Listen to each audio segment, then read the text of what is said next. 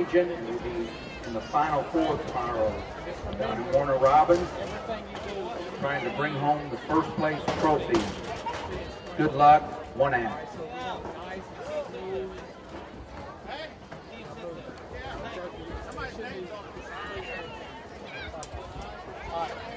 far as the football.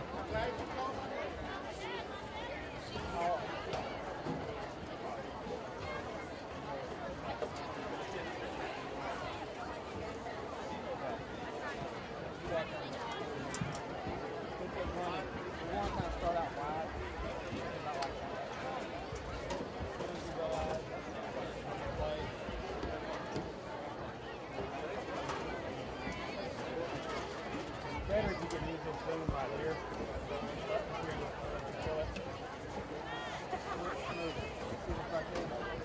Alright, it's a little bit smoother. Versus this right here. You don't move this right.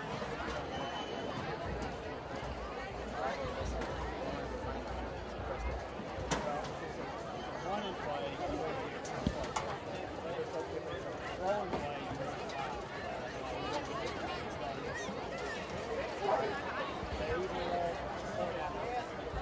So like the point after, I get a wide shot. Something about right there.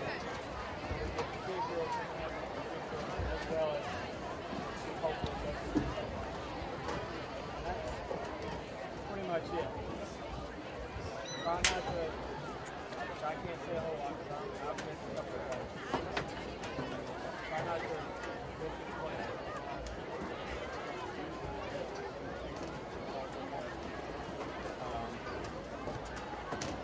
I'll be up here for a little bit, Chad. If you have any questions. It's pretty straightforward. I'll let you play around with it a little bit. You can just zoom with this. What you do is This announcement, please, in a couple of minutes, we'll be introducing our elementary homecoming court so that everyone can see. People in the front by the railing will remain seated so that everyone can see behind them. Elementary will be walking up the track and you'll be able to see them as they come and get on the field.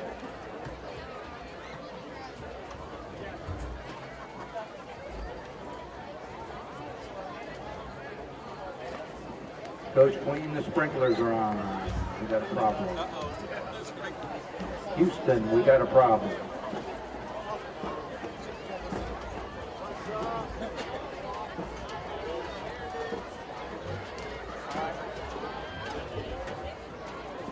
Oh, I'm glad we don't have the homecoming court on the field at this time.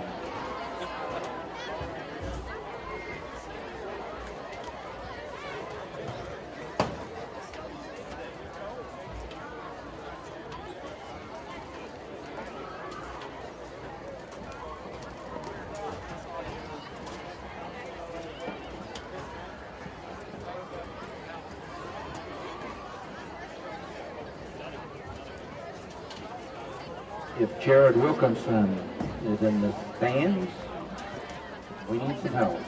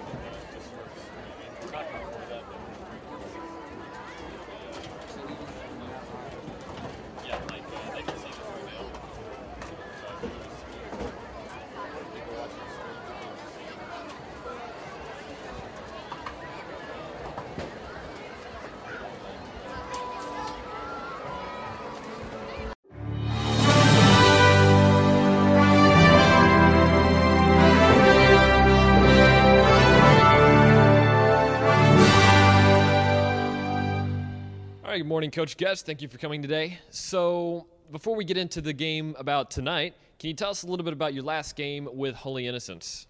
Yeah, last week we had an off week, but the week before that we started our region play versus Holy Innocents, who's traditionally a great program, and we played them for the region championship last year. But we got out to a great start in the region. We beat them 42-3. All the kids played really well. I'm very proud of them. We're continuing to basically meet our goal each week, which is get better every single game. We want our next game to be our best game, and I feel like we accomplished that versus Holy Innocents. Okay, so of course this next game is tonight versus Mount Vernon. Can you tell us a little bit about what you're thinking about this game and how you've utilized the off week to prepare? Yeah. The off week we went in and we just started working on things that we need to get better at, and kind of just, we've gotten to the point where we pretty much have an identity on offense, we have an identity on defense, and so now we know who we are. We just want to get good at doing what we do. And Mount Vernon's coming in tonight. They're a school. I think this might be their first year in Georgia High School Association. It's definitely their first year in Region 5 because we haven't really had much dealings with them. I think they're 2-4. They're a new program, but bottom line is, and I say this each week, it's about ELCA, and it's about us doing our job and us getting better each and every game. It's about us going out there and each and every play, our kids doing the best of their ability and us focused on us. And I tell them all the time, it doesn't matter who we play, we have to come to play. And so not a whole lot to say about Mount Vernon because they're kind of new to us, new to us as well. So we're going to find out a lot about them tonight. Okay, so you were saying it is about how well you play and the ELCA team. We ask this every week, what players have really been shining and outperforming the rest, so to speak? Well, DJ Curl's come back and from his injury, and I really like the way he played against Holy Innocents. I really like his effort. Even more, I love the way he's been practicing, how he's been working hard. I mean, he has really become a warrior out there on the practice field, and that flows on to everybody else because on our defense, he's the quarterback. He's the free safety. He's the most important guy, and the way he plays, everybody else is going to follow. Our secondary continues to do a great job with Marquise Griffin, Javius Terry, and DJ. With the dogs in there, outside linebackers, safety types, Bryson Durden and Davis Reynolds. Our front six on defense playing really well, doing a great job. Big bonus this week is we're getting Isaac Rochelle back. He's been out, and he's going to have he got cleared from the broken hand, but he still has a cast on, so he's going to wear a big club. But just having him in there makes our defense so much better. There's a reason why he's getting recruited by everybody. So we're really excited about that. Offensively, offensive line continues to play well. The wide receivers are playing well. Dalton Etheridge continues to lead the offense and do amazing things with his arms and his feet. Another added bonus versus Holy Innocents was Keontae Green was back. And we all know what he means to the offensive side of the football. And so, I think he's gotten this with the off week after Holy Innocents, and this week I think he's gotten to where he's almost 100% healthy, his knee and his ankle. So we're excited about all those guys. And it's hard to pinpoint one guy because everybody's playing well right now. Yeah. So you did mention some injuries. In the past few weeks, there have been a lot of injuries, a lot of crucial injuries. How are those coming? And you mentioned some are back in the game. What about some of the others?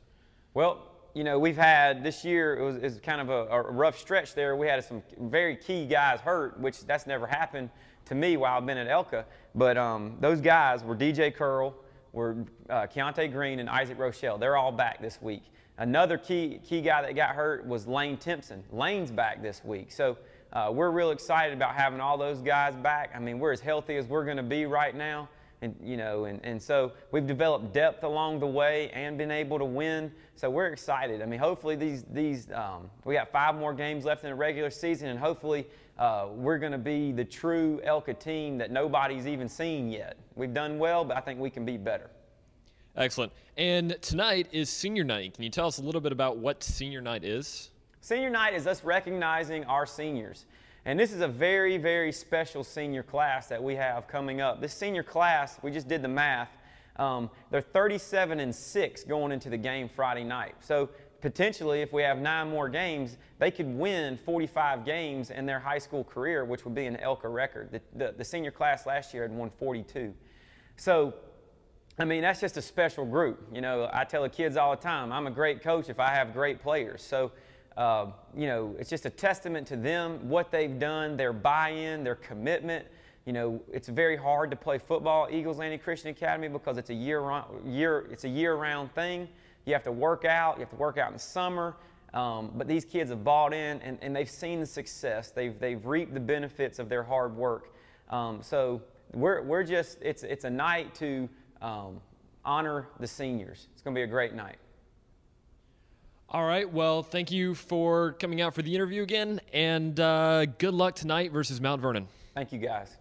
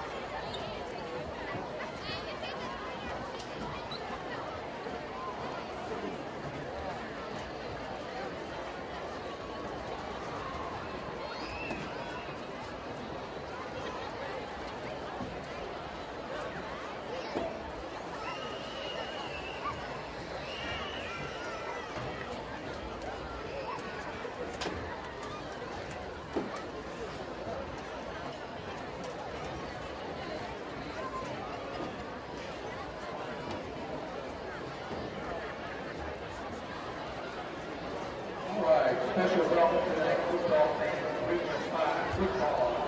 Homecoming at Christian Academy. The Chargers taking on the strong rival Christian Patriots. Special welcome to our big ring fans.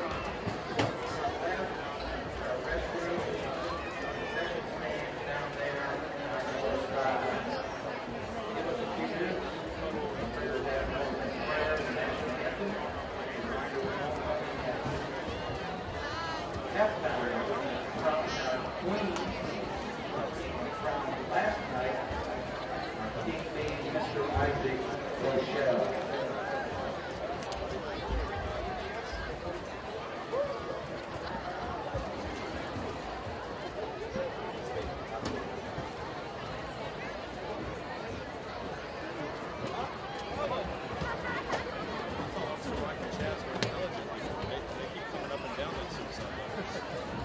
Coming in here and staying until I need to go down. That way I don't have to come back up.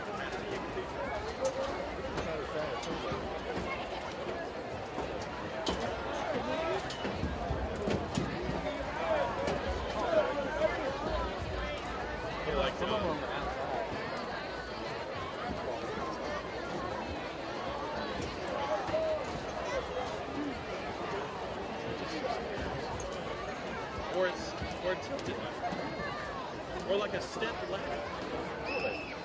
Well, maybe Briarwood needs an elevator. They really need it. It sucks climbing up that hill with your thing.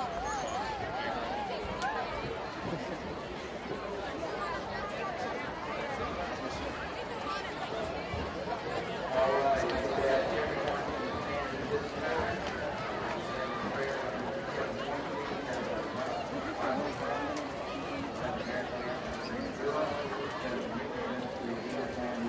First Baptist Church. Let us pray. Dear Lord Jesus, we love you. We praise you for the opportunity to be in these festivities tonight.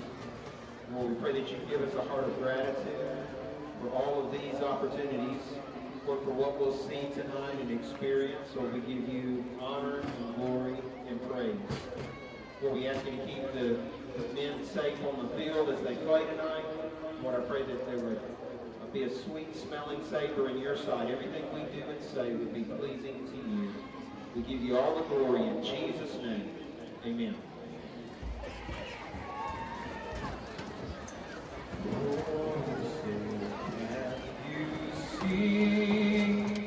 By the dawn's early light, what so proudly we hailed at the twilight's last gleaming, whose broad stripes and bright stars through the perilous fight, for the ramparts we watched were so gallantly streaming, and the rockets wrecked the land, the bombs bursting in air gave proof to the night that our flag was still there. Oh, say does that star-spangled banner get waved for the land of the free and the home of the brave.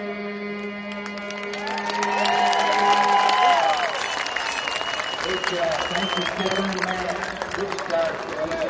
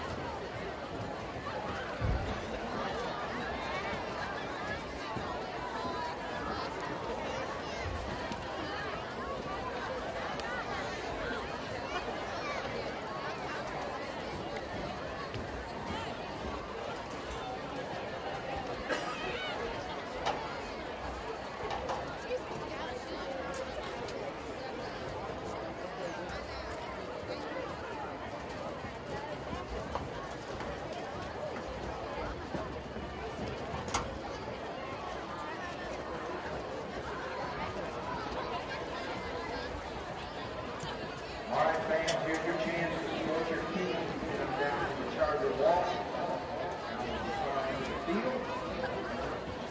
Watch the Chargers march in. Charger Walk. Get on down.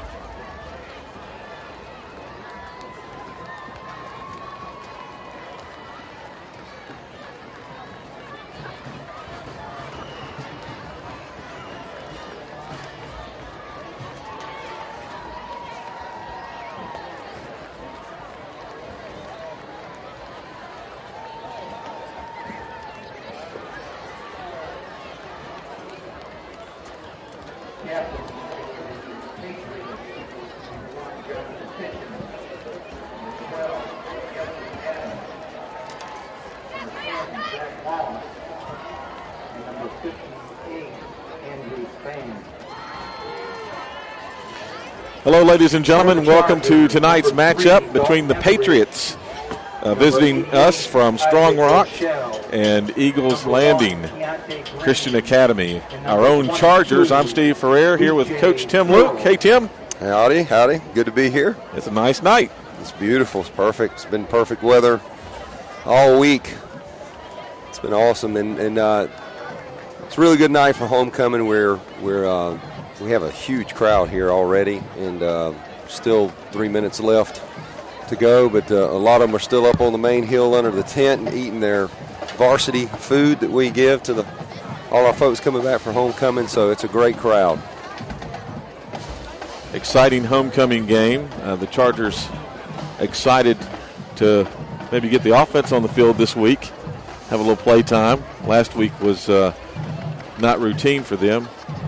This is this is going to be an interesting night. We're playing Strong Rock, which is school down the interstate here that's in our region, and I think the school's been in the GHSA now. I think this is their third year in the Georgia High School Association, so they're a young program, and we're on a roll. We haven't lost since the opening game against Washington County, which is a AAA team that is 8-0, and they're one of the state favorites in Class AAA, and we've gone on to win, I guess, 7 in a row now, 6 in a row, whatever it is. And here we sit at homecoming as ranked number 1 in the state and playing another young program. And to be honest with you, these kind of nights are tough, and we have a bunch of them. Our region is not very strong except for the top 2 or 3 teams. There's 4 pretty good teams. The rest of them are not so strong, and this is another weak program that we're playing by virtue of their youth and just being a young program 3 years into the Georgia High School Association. And so nights like tonight, Steve, you have to just focus on yourself. You can't worry about the other program, and that's what we've preached all week long. Coach Guess has preached all week long. We are playing against ourselves because we're trying to get better, and our slogan this year is win the day. And so we focus on getting better every single day. It's about us. It's about getting our kids better, getting them to learn what it means to focus on doing your job and striving to get better every single day. And so our practices, to be honest with you, our practices are harder than a lot of our games. And if you can withstand what these kids go through Monday, Tuesday, and Wednesday of the week, then you're only going to be better on Friday night. So I'm going to be interested to see how we come out. I can tell you that we're going to defer if we count it, and even if we did. We won the toss. We deferred. We're going to defer. We're going to kick, and the reason we like to do this is more than just we want the ball in the second half, because, and I don't want this to sound arrogant or anything by any means, but a lot of times our games are not even, or they're over by halftime, and so it's not a matter of wanting to get the ball as much as it's a mentality. It's a mindset that says that we want to show you.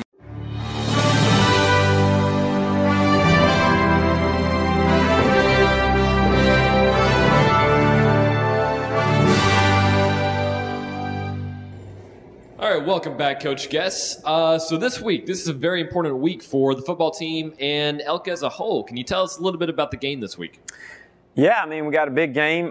Play another school that's in our county, Strong Rock Christian Academy, and it's homecoming, so there's going to be tons of people out there watching the football game, and so alumni are coming back, so they're going to want to see what the football team looks like, and so I'm excited about it. And obviously in ELCA football, it's it's another week, it's another opportunity, and we our theme all year long is to get better each and every day, get better each week. So hey, we had a great game last week versus Our Lady of Mercy, played really well. We want to make sure that we continue to progress. Hopefully that we're playing better this week than we did last week. I'm a believer that it's not a rivalry until you prove that it's competitive, that the series is competitive. And they've got to prove that the series is competitive before it's considered a rivalry. They've been competitive in some other sports. Football is the hardest one to build. I mean, it just is. You've got to get 22 guys that can play and play well. And football takes years and years and years to develop. You can't just throw something up and expect to have a good football program. Dillinger's in to kick. He's going to kick from west to east, and the Strong Rock Patriots will have the ball, assuming they do well here on the kickoff, going east to west, as our field is a east-west direction field. So Dillinger kicks here, kicks it almost down to about the 4-yard line, taken there by the Patriots up to the 20. Stop just inside the 20. Josh Shockley on the tackle, of course. And he's having just a terrific year. And he's the one guy that you don't want to hit you anytime. And he just opened up the game with a great lick right on the just past the 19-yard line. So they're inside their 20 to start the game. You'll see them come out double tight. And almost always are going to be double tight. They actually got to split out this time, so they're tight, strong right here. Tight ends right-hand side. Hands it off to number 5. He gets nowhere. That's Taylor Vaughn on the carry. He's going to lose about 3 on the field. Well, Steve, right away, we do a great job of hemming them in and pushing them back, but we also make a bonehead mistake. And we got a little over-eager there, and one of our players, just a count or two after the play had ended, hit one of their guys, and we just got called for a personal foul. That's just an aggression foul, but you got to be smart, and you can't have those. So that'll give the Patriots an automatic first down. The ball marched up from where the penalty occurred, I guess, up to the 32-yard line. It'll be Patriot ball, 1st and 10. Yeah, spot foul, so they moved it from there. Kind of interesting, this approach they're doing. They're rushing out of the huddle and trying to hit us fast, but hit in the backfield after a handoff. On the carry. That's a whole host of tacklers on that. Once again, Josh Shockley was in there. I saw Bryson Durden in there. I believe Isaac Rochelle was in there, and they lost 2 yards. They are a wing-back-oriented team. They've got a nasty split to this side with a tight end flexed out with an extra wide gap. Once again, Josh Shockley on the tackle. So that gets it up to the original line of scrimmage. It'll bring up 3rd down and 10. They're trying to throw some interesting looks at us real quick with that nasty split. And they've got guys flexed out at wide receiver and stuff. They really like to go double tight a lot on film, and they run the option. This is the first time we've seen the triple option this year. This is a triple option team. It's really good that we're getting to see this now because we may see it in the playoffs. Moss under center. Man in motion. Takes a snap. He's going to throw it. He's rolling right. He does toss it out. Incomplete up to about the 40-yard line. Looks like one of our Chargers tipped the ball and went out of bounds. And that's Zach Moss rolling right and trying to throw the ball. He floated it a little bit because there were people in front of his receiver and behind his receiver. He really threw that into quadruple coverage with a safety even behind that. So there was nothing there. So the Patriots end to punt. 4th and 10 here. The ball at the 32.5-yard line. Our man back on about the 33. That's DJ Curl that's back. He's punts away. He punts it away to the DJ's right. DJ bobbles it a little bit, picks it up. He's at the 35, now the 40. He's still on his feet at the 44, where he's tackled by number 52, David Holland. He had a wall there for a split second, Steve, and he saw something and cut inside. I think somebody must have bled through that wall and he saw it in his eyesight, so he cut inside, and then the wall wasn't there anymore. But here we are, 1st and 10 at the 46-yard line. Did exactly what we wanted to do, stuffed them, set the tone, and now field position is the key, and we're right at midfield. 15-yard run back on the punt. Dalton Etheridge in now. The shotgun. He hands it off. Keontae Green in the middle. That's Keontae up the middle. Right at just a simple handoff. And 5-yard gain on the play. Brings up 2nd down and 5. That was straight up the middle. It was. It's kind of an unusual. I mean, it looks a little unusual for us because we usually got all kind of jets going and everything else. And but that's either power or counter that we just ran, and we're going to get another dose of it right here. Etheridge hands it off once again. There Green to the right side at the 43-yard line. It'll be a first down by about 1.5 yards. We'll give Caleb Cyprian a lot of credit there for coming up and ankle tackling one of the best running backs in the state in any classification. Got a first down out of it, but if Caleb doesn't make that play, that's going to be a touchdown.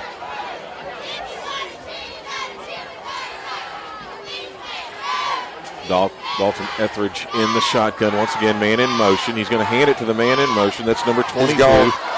DJ Curl, and he's all the way into the end zone for a Charger touchdown. You know, Steve, I'm glad to see DJ do that. We have increasingly put him in the slot and trying to get him the jet a little bit more in recent weeks. He was out for several weeks with an ankle injury.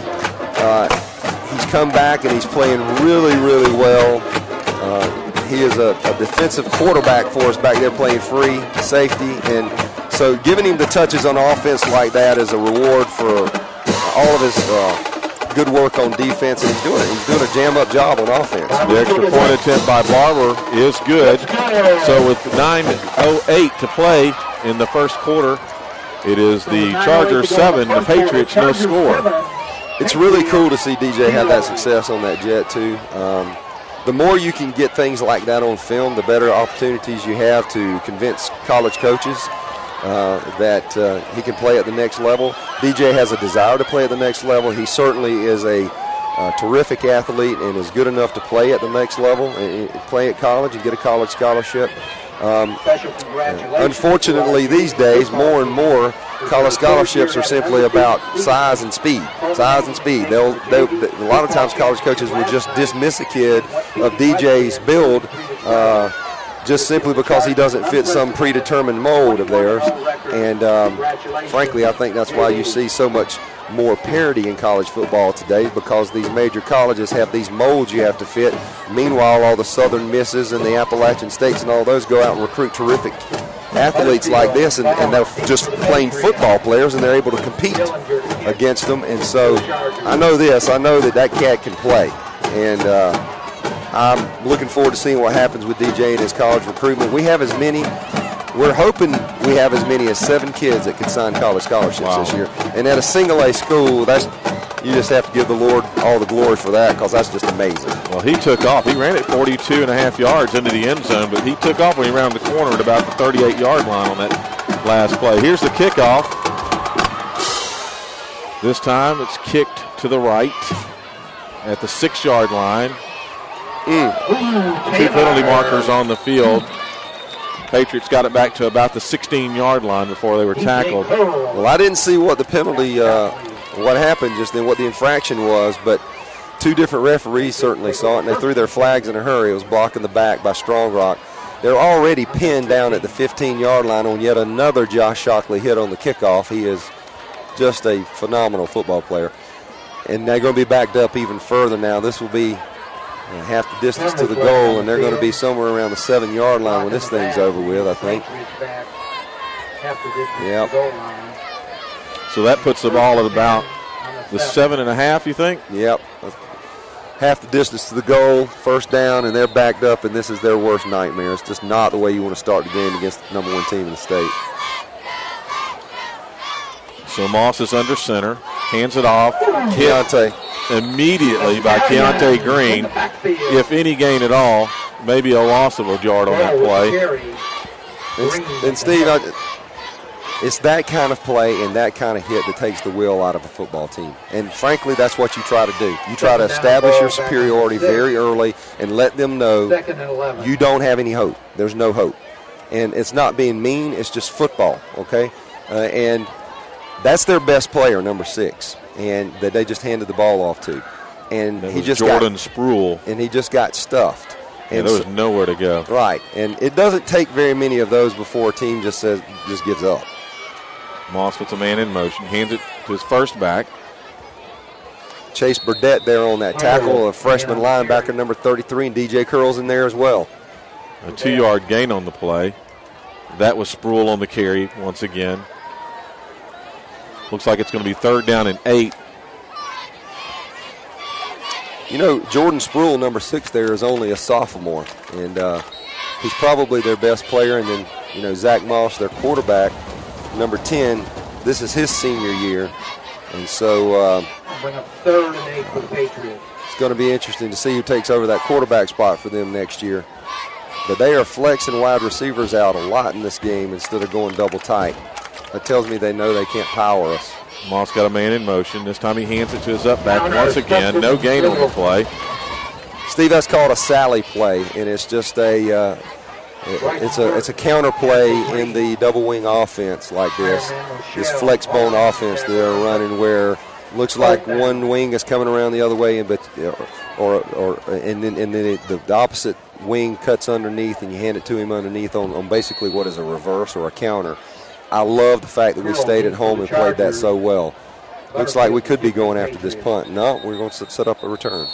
There's a penalty marker. We may have lined up offside. Umpire on the far side. It's 4th down and 8. This goes against the Chargers. We will. We lined up offside. Offside against the Chargers. So we'll mark off 5 yards. It'll be 4th and 3.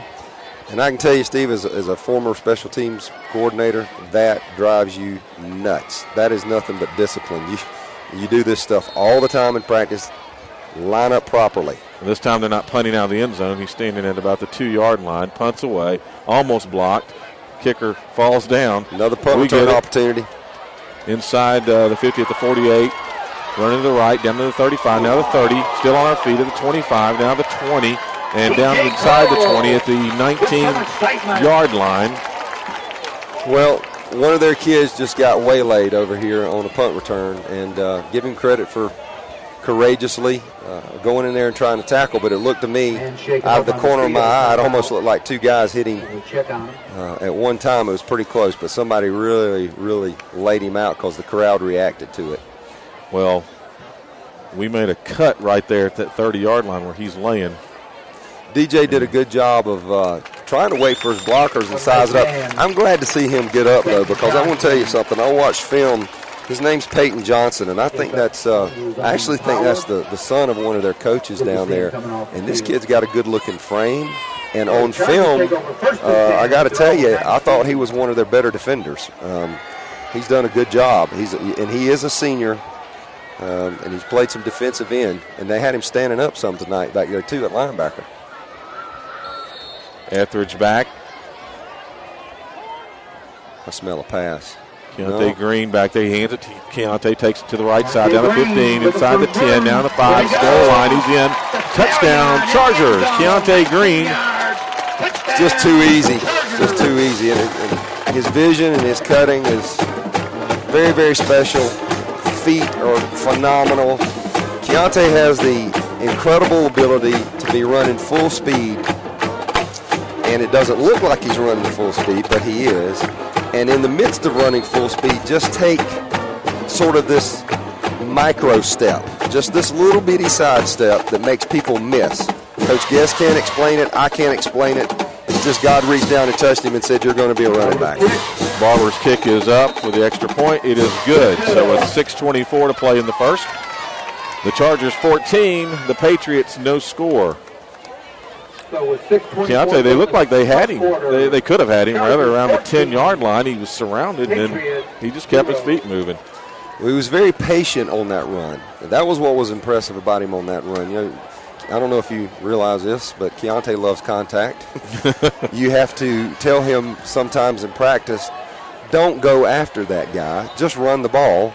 You know, sometimes he'll seek somebody out just to hit him. But on that, he just did one of those little micro. In fact, he did two different players, one of those little micro steps, one of those little mini cuts, and somehow they whiff every time, and off he goes.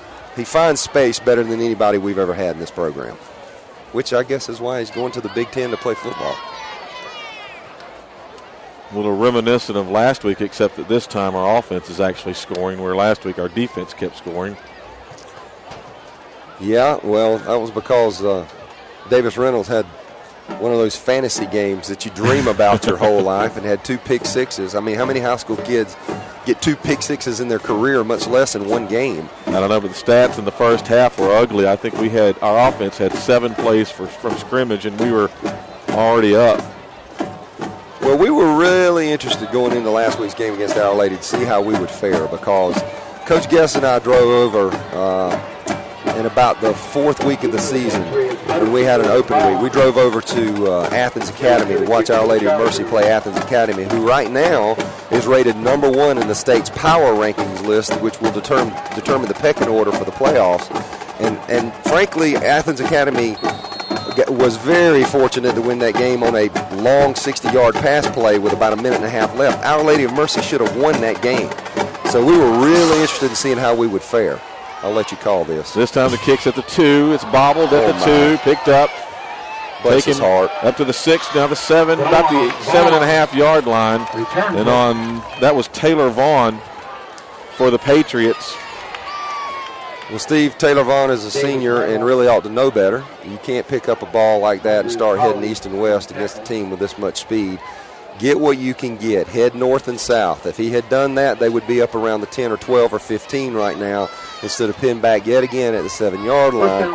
And that's something that, a senior should know, but I also know what it feels like to be back there and panicking after you drop the ball, too. So I give him a little credit for picking it up and trying to make something out of nothing. So they did spot the ball at the 8-yard line. It'll be 1st and 10 here for the Patriots. Moss again under center with 1 back, 1 wide out left. Man in motion. He gives it to his back and just slaughtered right there at the line of scrimmage. If a gain at all, it's only inches. Well, that's Josh Shockley again, and he's just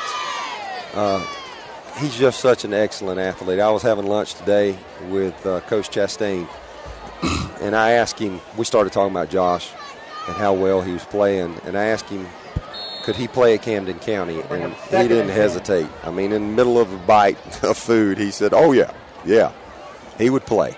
And Coach Chastain was one of the defensive line coaches there last year and have been to the Dome many times and won state championships with them. And here he's talking about one of our linebackers would start for him. Penalty marker on that play as Moss handed it to number 6, Jordan Spruill. Spruill again. But a penalty marker on the field at the 10-yard line. And that's going to be a blocking penalty against the Patriots. Going back to what I was saying about Our Lady of Mercy going to Athens Academy game and really should have won that game, and then we go over there and play them and we beat them last week. What was it? 49-0? 40? It was. What was it? I don't remember the exact score, but it was. I think it was 49. I'm 48 or 49. I think you're right. 49-0. I'm ashamed to admit I don't remember the score, but that was very impressive, and it bodes well for this team. But we have to focus every day on getting better. We can't worry about who we're playing. Oh my goodness! Yeah, they can't block Keontae at all. Well, they're just being overwhelmed. Period on both sides of the line of scrimmage. Our defensive line is dominating them. Our offensive line is dominating them. And the thing about it is they got a couple of big kids over there.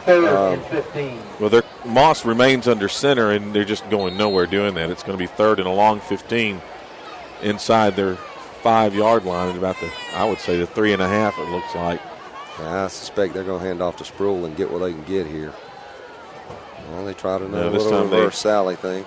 Hand it to the man in motion, get up to the 4-yard line. Josh Shockley again. Great read, great tackle. On the carry for the Patriots was number 44, Matt Childry. And I would guess they're going to have to do something different. Yeah. In their next series because that's not working. Well, it is what it is, Steve. They do what they do, and you can't get out of that. I mean, they run the flex bone. They're going to continue to run the flex bone. It's just right now field position is killing them. Punts away up to our 33-yard line. Straight up the field. Touchdown. Don't fail me now. Oh, they got him. 4-yard line. DJ Curl ran off to the left side of the field, avoided a tackle at about the 15, and then finally gets either pushed out of bounds or tackled at the 4-yard line. It'll be first and goal here for the Chargers. 5-yard line. They're hitting this. They're just not. They're not wrapping up. Well, I don't know. I don't know. I just want to. I want to get out of here healthy. That's what I want. Yeah, we've got a lot to look forward to here. Etheridge hands it off to Deontay Green. Takes it up the middle inside the goal line for a Charger touchdown. Matthew Moore, Bo Beasley, Jake Martin. Look great. Offensive line, Bo Beasley, Jake Martin, Neely, Matthew Moore, and Tyler Petty. Those kids have come a long ways this year. They have melded into a fantastic unit. Ryan Manili, I wouldn't say his first name too. Just a fantastic cohesion to that unit. And Barber's kick is good. The extra point is good with 3:48 to play in the first. The Chargers 21, the Patriots no score. And Steve, there's a lot to that. When you talk about chemistry, it's nowhere more important in football than on the offensive line. And we have that. And one of the things that led to that was a coaching decision that Coach Guest made in the preseason. I give him all the credit in the world for this because he's got 2 blue-chip Division I athletes that he could put on his left tackle and right tackle, which in our offense and in any offense, but especially when we do things the way we do things, is very important to have those kind of athletes there. He decided that he was going to keep Isaac Rochelle and Andrew Williams on the defense at defensive end to keep them fresh so that our defense would be dominant. And he made a commitment that these kids that he's developed in the weight room, that he's going to do his very best to meld them into a tight-knit offensive line that could handle the job, even though, frankly, some of them don't have the God-given athletic ability that some of the guys have that could be playing in their place. And we used to do this, play both ways, play both offense and defense, and we still do have that. Keontae runs the ball and he plays linebacker, blah, blah, blah. We have some of that. But the more of that you can get rid of and just play two platoon football, start on one side of the ball, it only helps your team. And it has helped us tremendously. And these kids are doing an unbelievable job on our offensive line. There is chemistry there, and that's why we are so good up front. And here comes Dillinger's kickoff. He's under it. He kicks it down to the 2-yard line. The Patriots take it up to the, he got through. Wow. 15 up to about the 19-yard line. And a hard hit by Keontae Green. That was Matt Childry, who's a sophomore. They moved him back there. It's been Taylor Vaughn that's been receiving that ball. But they put him back at the left deep back that time, and I give him credit. He got it out to the 20-yard line. He got through our first line because I was about ready to say he's tackled at the 15, and, of course, he got through and right up to the 20-yard line. So they start in decent field position this time. Back to what you said. Quarterback under center, Moss. Got a man in motion. He's going to toss it back to that man in motion. Out to the 26, 27-yard line. No, 22-yard line. And that's about a 3.5 yard gain, and that's been their most positive offensive play so far. And they had one other 3-yard gain in that last, I guess, next to last series. Yeah. So it's 2nd down and 7. And he pitched it. It's called a zoom sweep. At least that's what we refer to it as. That was a long, straight pitch out there. It's a wide pitch. You see Georgia Tech do this all the time. It's actually one of Georgia Tech's better plays. Moss back under center. No one in motion. He hands it to his back. A 2-yard gain on the play up to the 25-yard line will bring up 3rd down and 5. And Jordan Spruill run, even though he's been getting peppered tonight every time he touches the ball, he ran that pretty hard. And they're at a 3rd and 5. It's the first time that they've had this kind of down and distance tonight, 3rd and 5. Well, he got past the line of scrimmage, so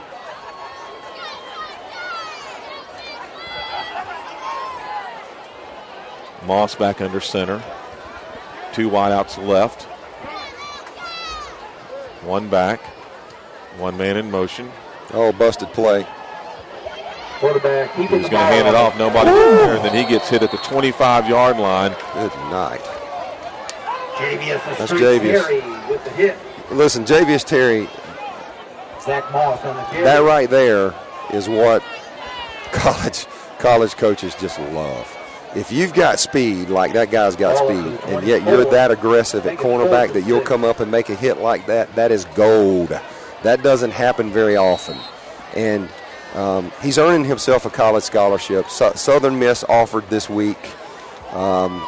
Minnesota loves him. West Virginia loves him. Tennessee loves him. And I'm just going to be honest with you. He transferred over here because he wanted to be part of a winning program. And at his former school, he wouldn't have gotten these kind of looks. He just wouldn't. And we give all the glory to the Lord, but when you come to a winning program like this, it attracts attention when they see this kind of play.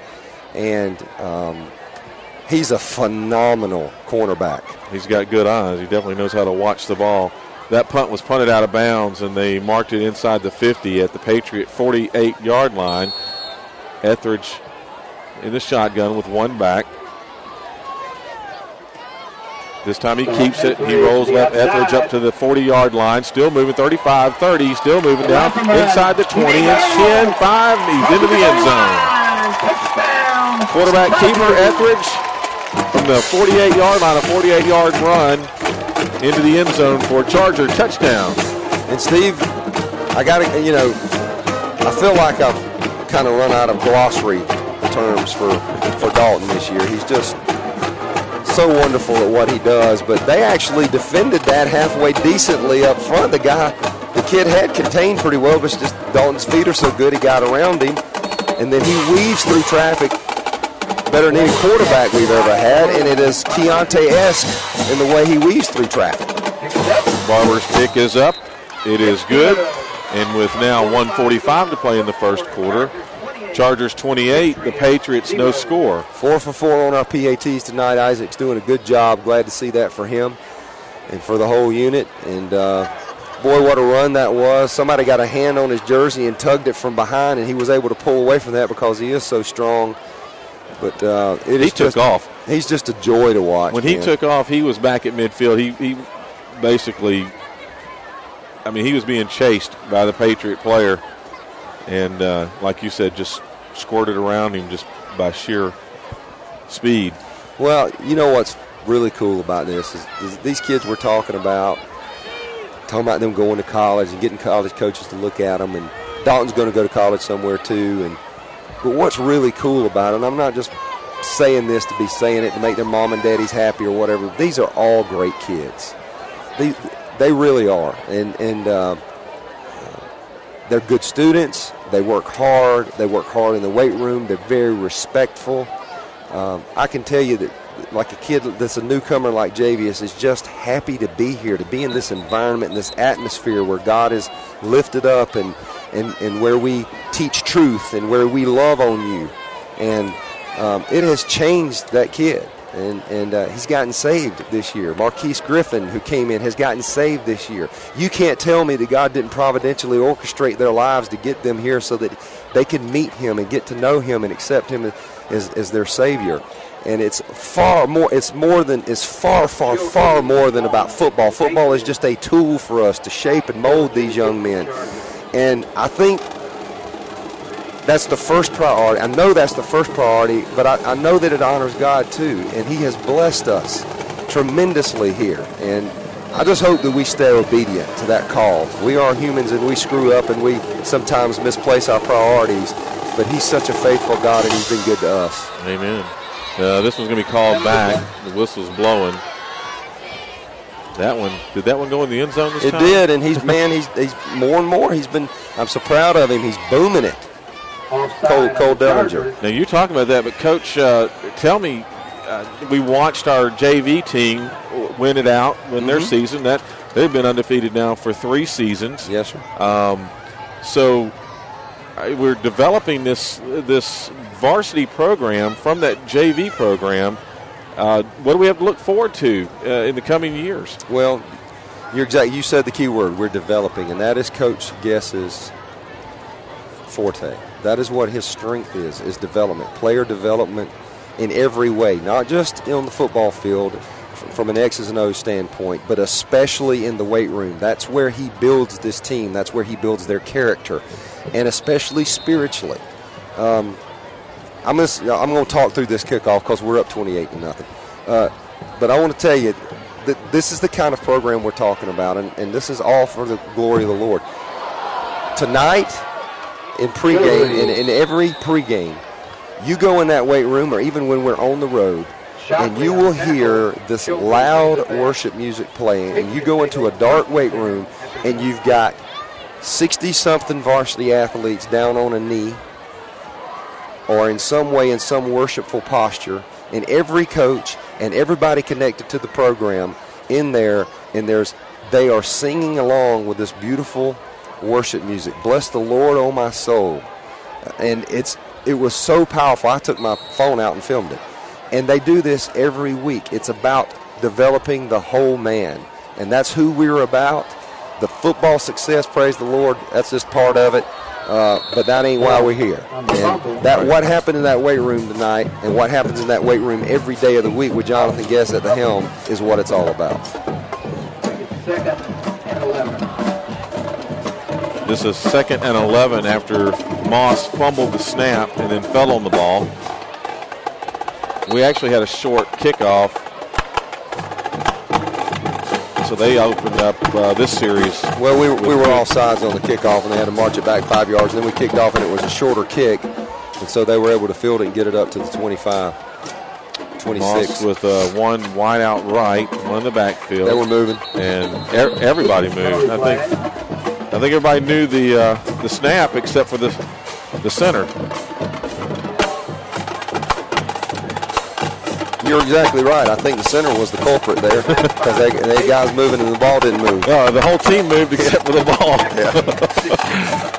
That's kind of funny, actually. Well, my 5th grade team has done that several times this year. Have they? Yes. That's kind of funny. Something to laugh about anyway. All right, so it's 2nd and 16. Moss under center. This time he keeps it. He's going to toss it out. He does, and it's incomplete, thrown short and on the ground. Intended for Jonathan Kitchens. No, I take that back. That's intended for Jesse Hampton. You got to help me out here, Coach, because I asked my wife to bring my glasses. When she showed up, I got excited to see her and forgot to get my glasses out of the truck. I understand. I understand. Believe me, I can't hardly see a thing without mine.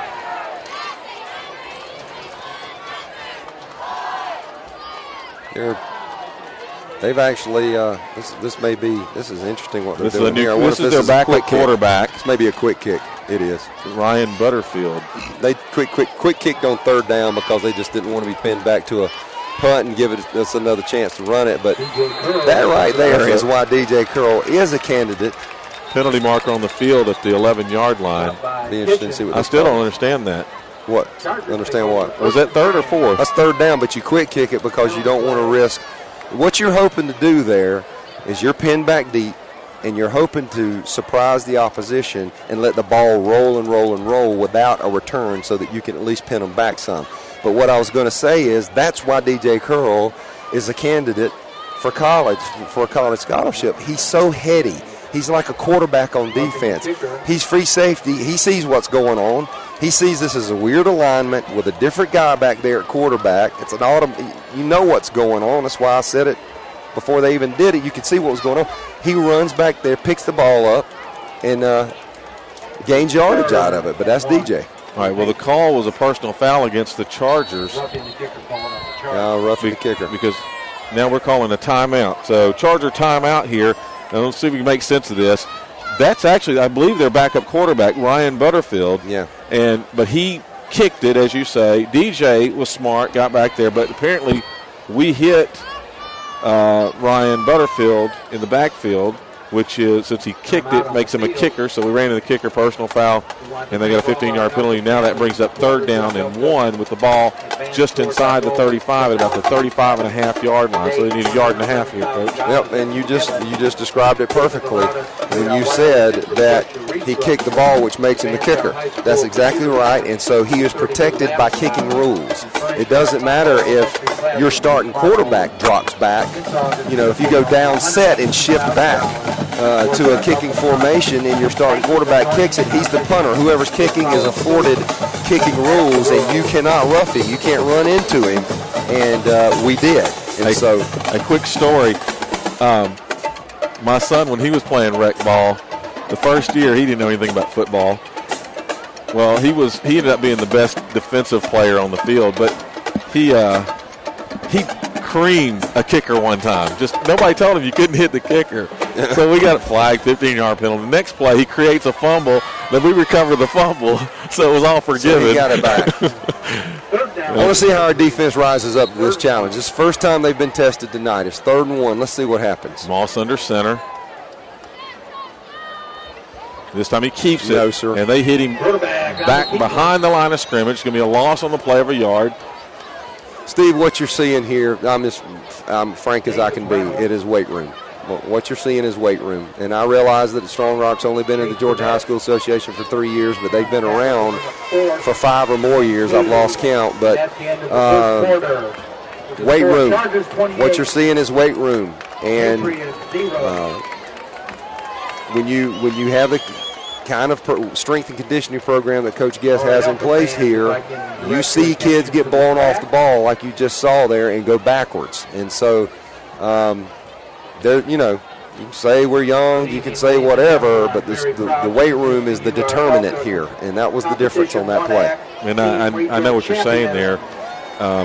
Just going back again, just a quick story. When my son was playing rec ball, he played for the same coach for the first 2 years.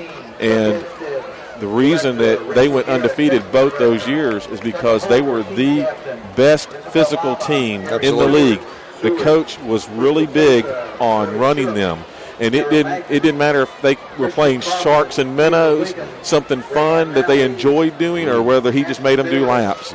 He was about strength for that age group. So and conditioning, because the well-conditioned team is the one that's going to win the 4th quarter. And I'm going to be honest with you, it's what bothers me about our schedule sometimes is we play so many blowout games. And listen, we're rolling right now. We've got it good. There's going to come a time when we're down some and we don't have this kind of team, okay?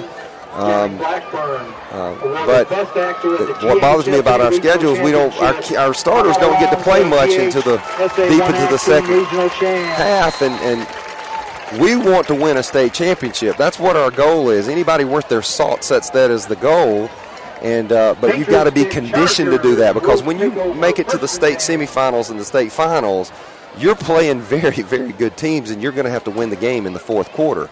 And so you want to be tested a little bit. You want to have to work it. But I'm going to be honest with you, it won't surprise me at all if we're up big at halftime and we still come out in the second half tonight with our starters and we work on throwing the ball or we work on our offense in some way. It doesn't mean we're trying to run up the score. No. It simply means we're trying to get some work.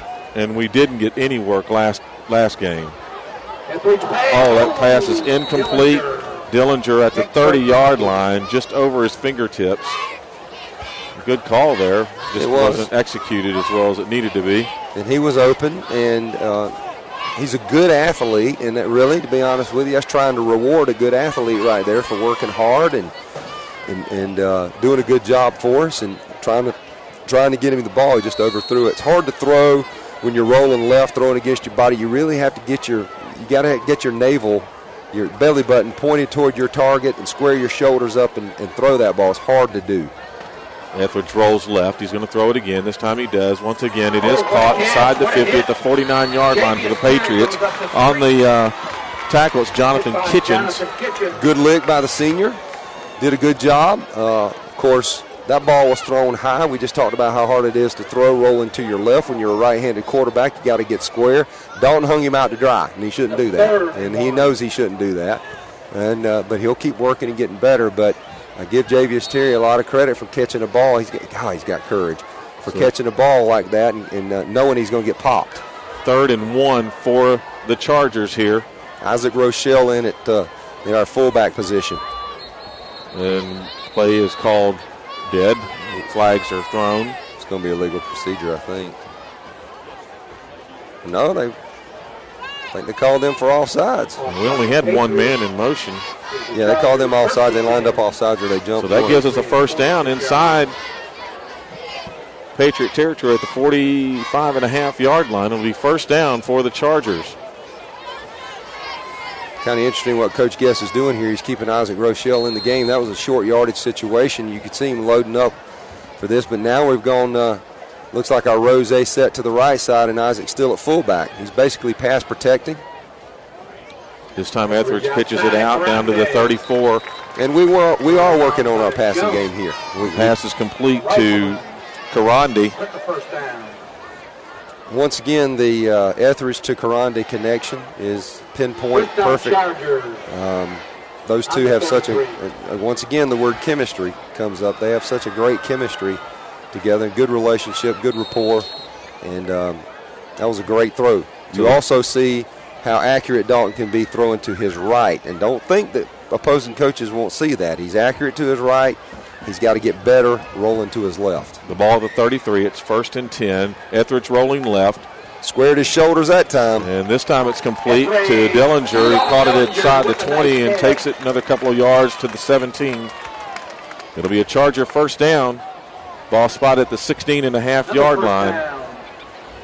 And to be honest with you, Steve, this is we're working on our. You see all this throwing. We're working on our passing game because this is the first time we've had any real estate to do it. And he could have easily he could have run that 10 yards easily. I mean, we actually started on our end of the 50, and here goes Marquise Griffin. Griffin's going to take it down inside the 10, 5, and into the end zone. It's going to be called back though. I think we got called for holding there in the backfield. We did. Flag was thrown at the 20-yard line, so we'll see where this one ends up. Probably back inside the 30 at about the 29.5. The unfortunate thing about that hold, which I didn't see it, so I don't know how legitimate the call was, but and frankly, sometimes in these kind of games, the referees start getting flag happy because they're trying to control a blowout. And that's just a fact of life. That's what you got to face sometimes. But if we did hold and it was a legitimate hold, it's unfortunate because it's not needed. Marquise was going to get the edge anyway. He was going to get that corner, get around the corner with his speed. Right. So the ball is placed at the 30-yard line.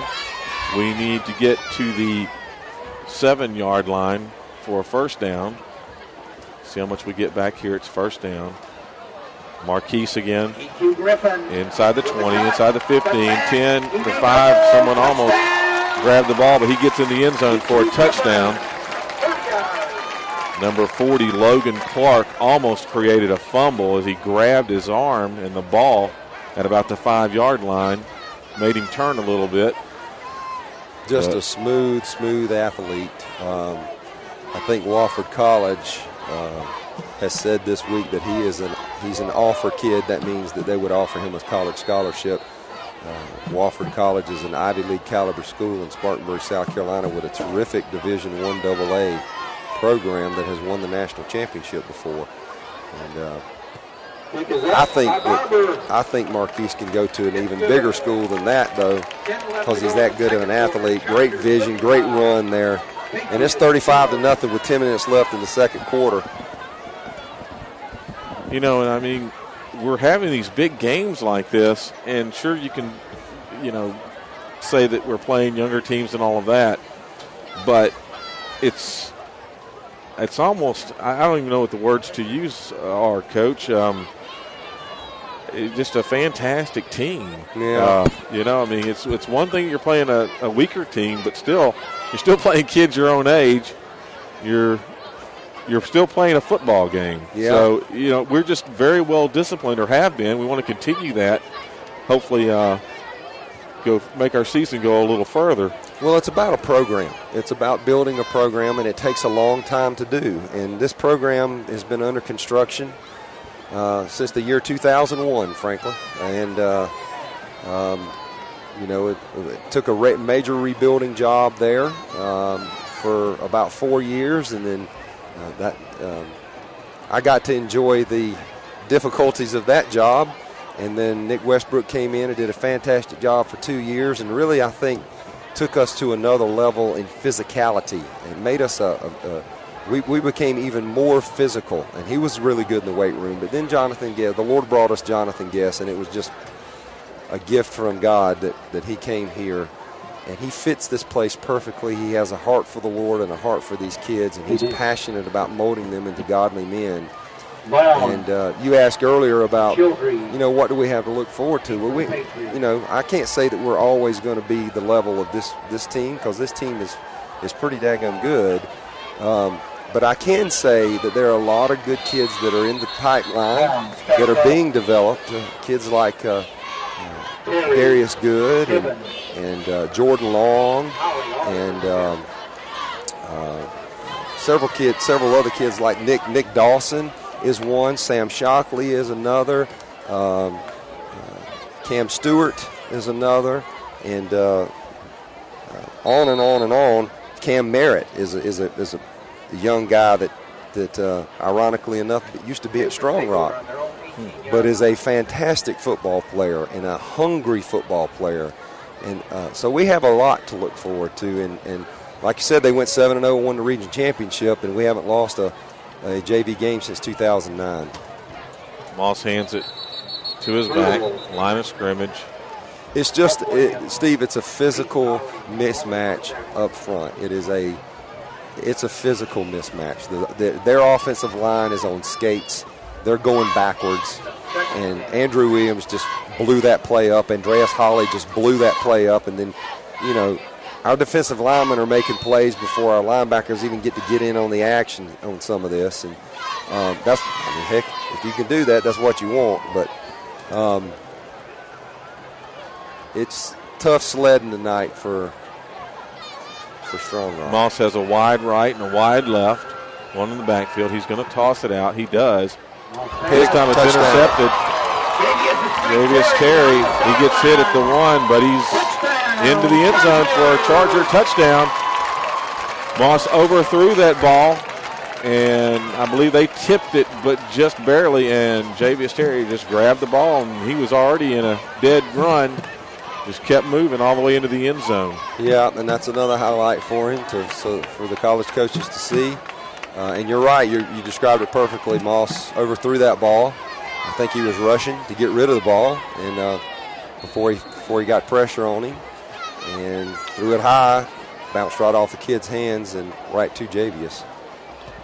Great snap, kick, but it's put down on the field, and Barber's kick is good. Good, crisp, tight, end-over-end kick there. One of his better ones he's had in a while. That was pretty. And he is 6 for 6 tonight. That's He's good getting stuff. his practice in. So what will the clock do here, Coach, at 42 and no score? Here's the bottom line. The mercy rule doesn't go into effect until the second half. And there is no running clock unless their coaching staff requests it. Now, when we played Mount Vernon 2 weeks ago and it was a big score after the first quarter like tonight, their coaching staff requested it. And so it began a running clock in the second quarter. So Strong Rock would have to request mercy rule. I don't see them doing that. They may, but I doubt they will.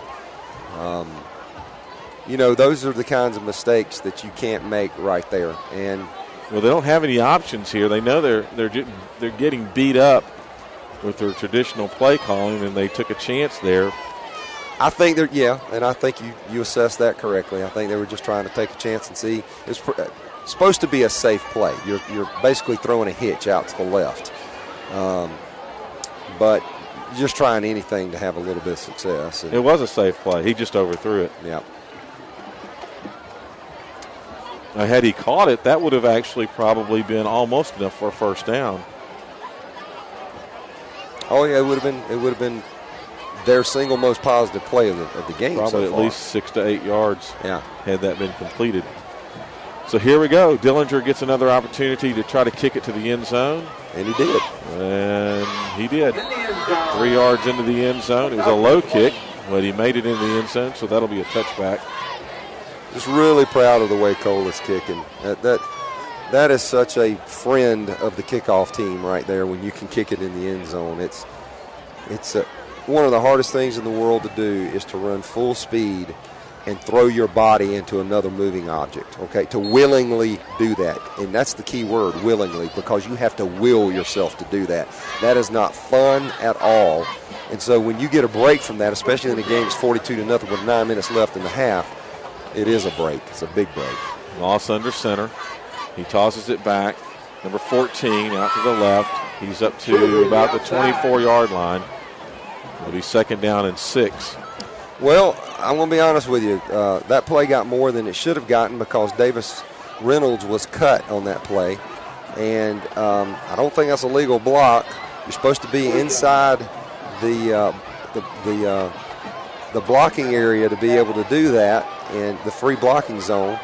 And that was not a legal block. He got cut outside. I mean, he's a dog. That means he's essentially a outside linebacker slash safety type, strong safety type, and he's up, and he just got cut.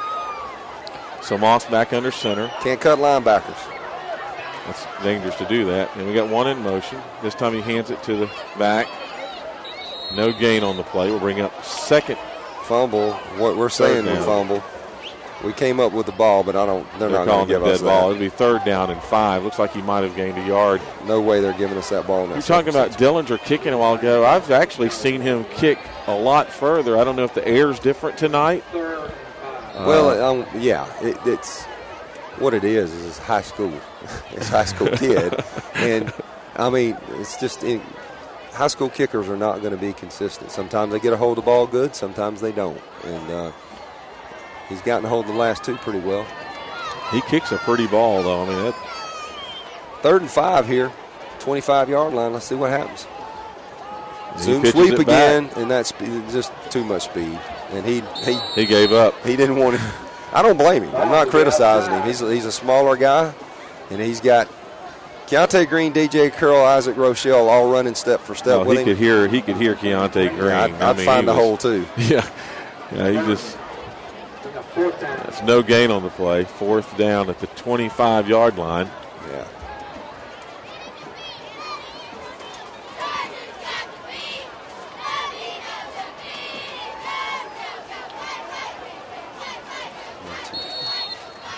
So this is number 4, Ryan Butterfield. And we rush a man off the field. We had too many men on the field. No, we don't either. We've got we got too few. He was right. He should have come back off.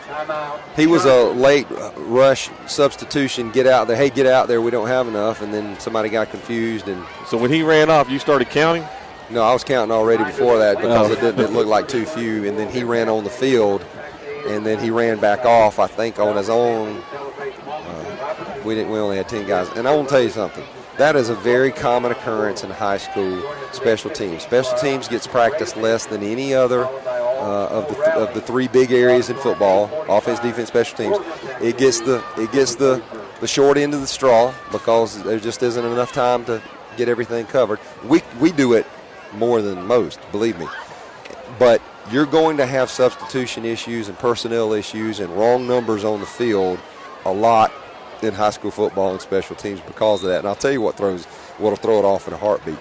If somebody gets dinged up, or if you're in a blowout game and suddenly somebody's taken out of the game and the coach says, all right, you're done for the night, and it's not communicated all the way across the board on the coaching staff or whatever, or if somebody gets hurt and he's out and the coach doesn't know it, that a lot of times is what leads to wrong numbers on the field. And it's high school football is part of it. Oh, my. Oh, he knew he was going to get hit. Yeah, he did. And I give the ref credit there for shaking his head no, because Isaac Rochelle, who probably could have blocked that if he'd have laid out for it, but why lay out for it? And he did the wise thing there. He let up and held himself up from running into the kicker. And the kicker did a good job of trying to win an Oscar there, but I'm glad that the ref said no. Very smart play by Isaac Rochelle.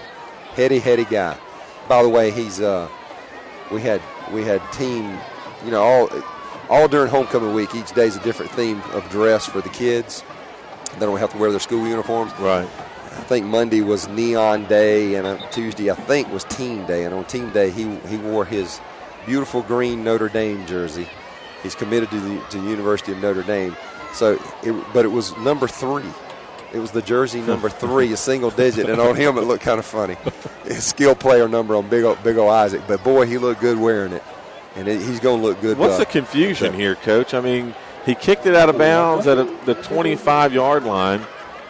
Yeah, and then they brought it up here to the 46. I think the referees had some wishful thinking there in this blowout. I don't know. I have no idea why the umpire took it up there to mark it.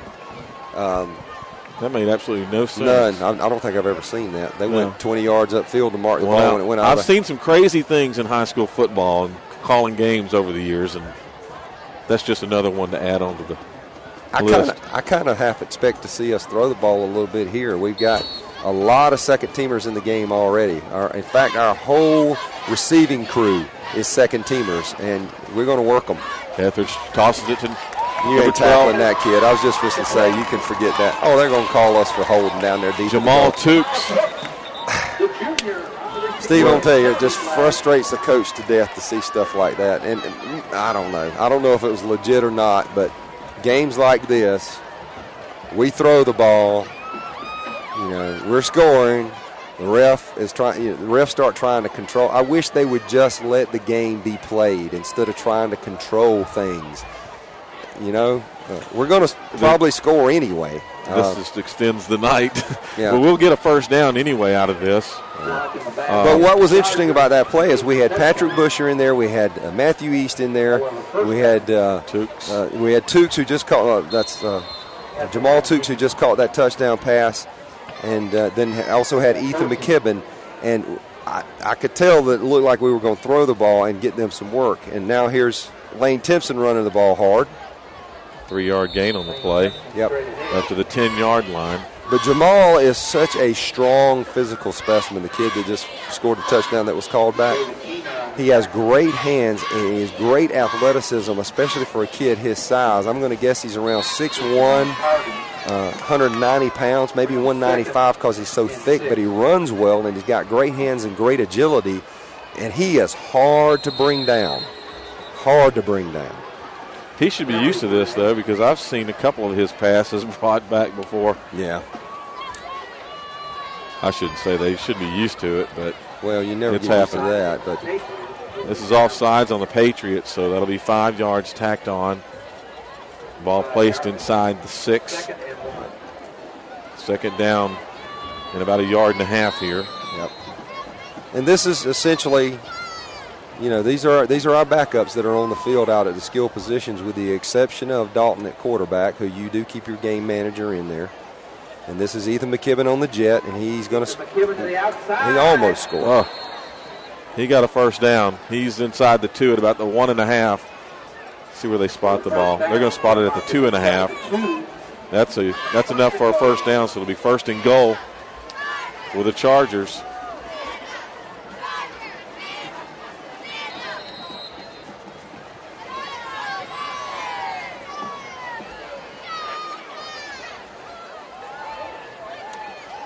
Two out to the left, 2 out to the right. Now McKibben in motion. Handoff upfield to Timpson. Inside the 1 at about the half-yard line. We'll probably do something very similar to that again and just hand it to Lane, punch it in the end zone. Once again, I want to name the offensive line here: Matthew Moore, Tyler Petty, Jake Martin, Ryan Maneely, and my boy Bo.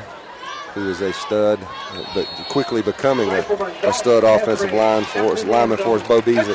He cares so much, Bo Beasley does, and he's worked so hard in the weight room, and he's got a good frame, and he's so coachable. All these kids, I can say the same thing about every one of them, but they deserve a lot of credit for where we are this year. They have played so well. I don't know that I remember Dalton getting sacked. Now, we're talking about expectations earlier. These guys have actually had a lot of varsity play time this year. Yeah, they have. Oh, that ball was heck of a job by our boy Davis Karandi there, scooping the ball up. The ball was low snapped on the ground, and he just bobbled it and finally grabbed it and put it on the. That's Davis's hands for you. He's just got wonderful hands, and he doesn't get flustered by anything. He's a very, very calm individual, and that's why he's so good at what he does. 49-0 with 5 minutes left in the first half, in the second quarter here, and ain't a whole lot of drama with this. Coach Tim's running out of steam. Yeah, I believe I'm going to go back down second half on the sidelines and be with my boy. Did you have to tell us that? I mean, did we not already know? You're gonna have to wing it the second year. I'm tired of talking. And that's 2 weeks in a row I've had to wing it. I know. I'm sorry.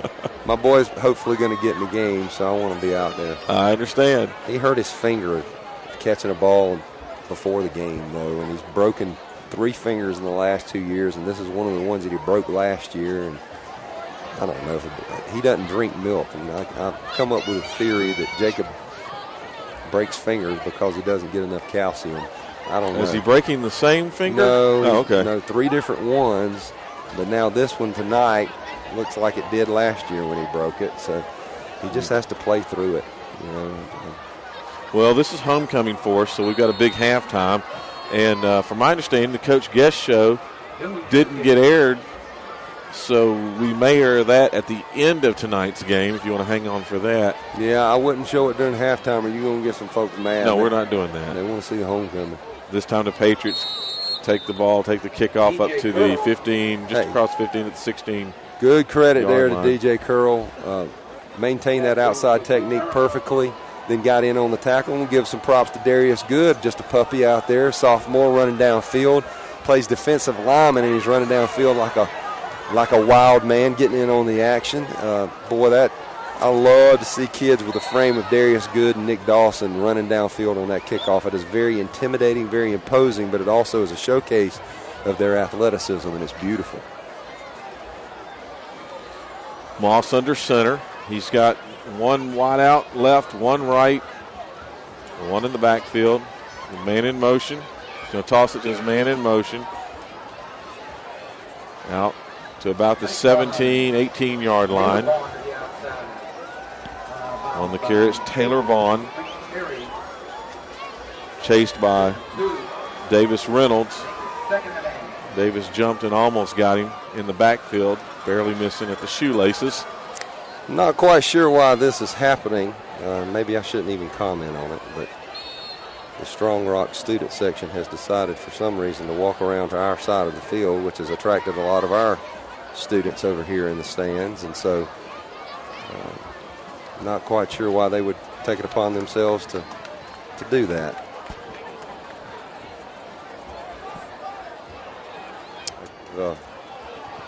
I give our middle school dean, Mr. McClure, a lot of credit for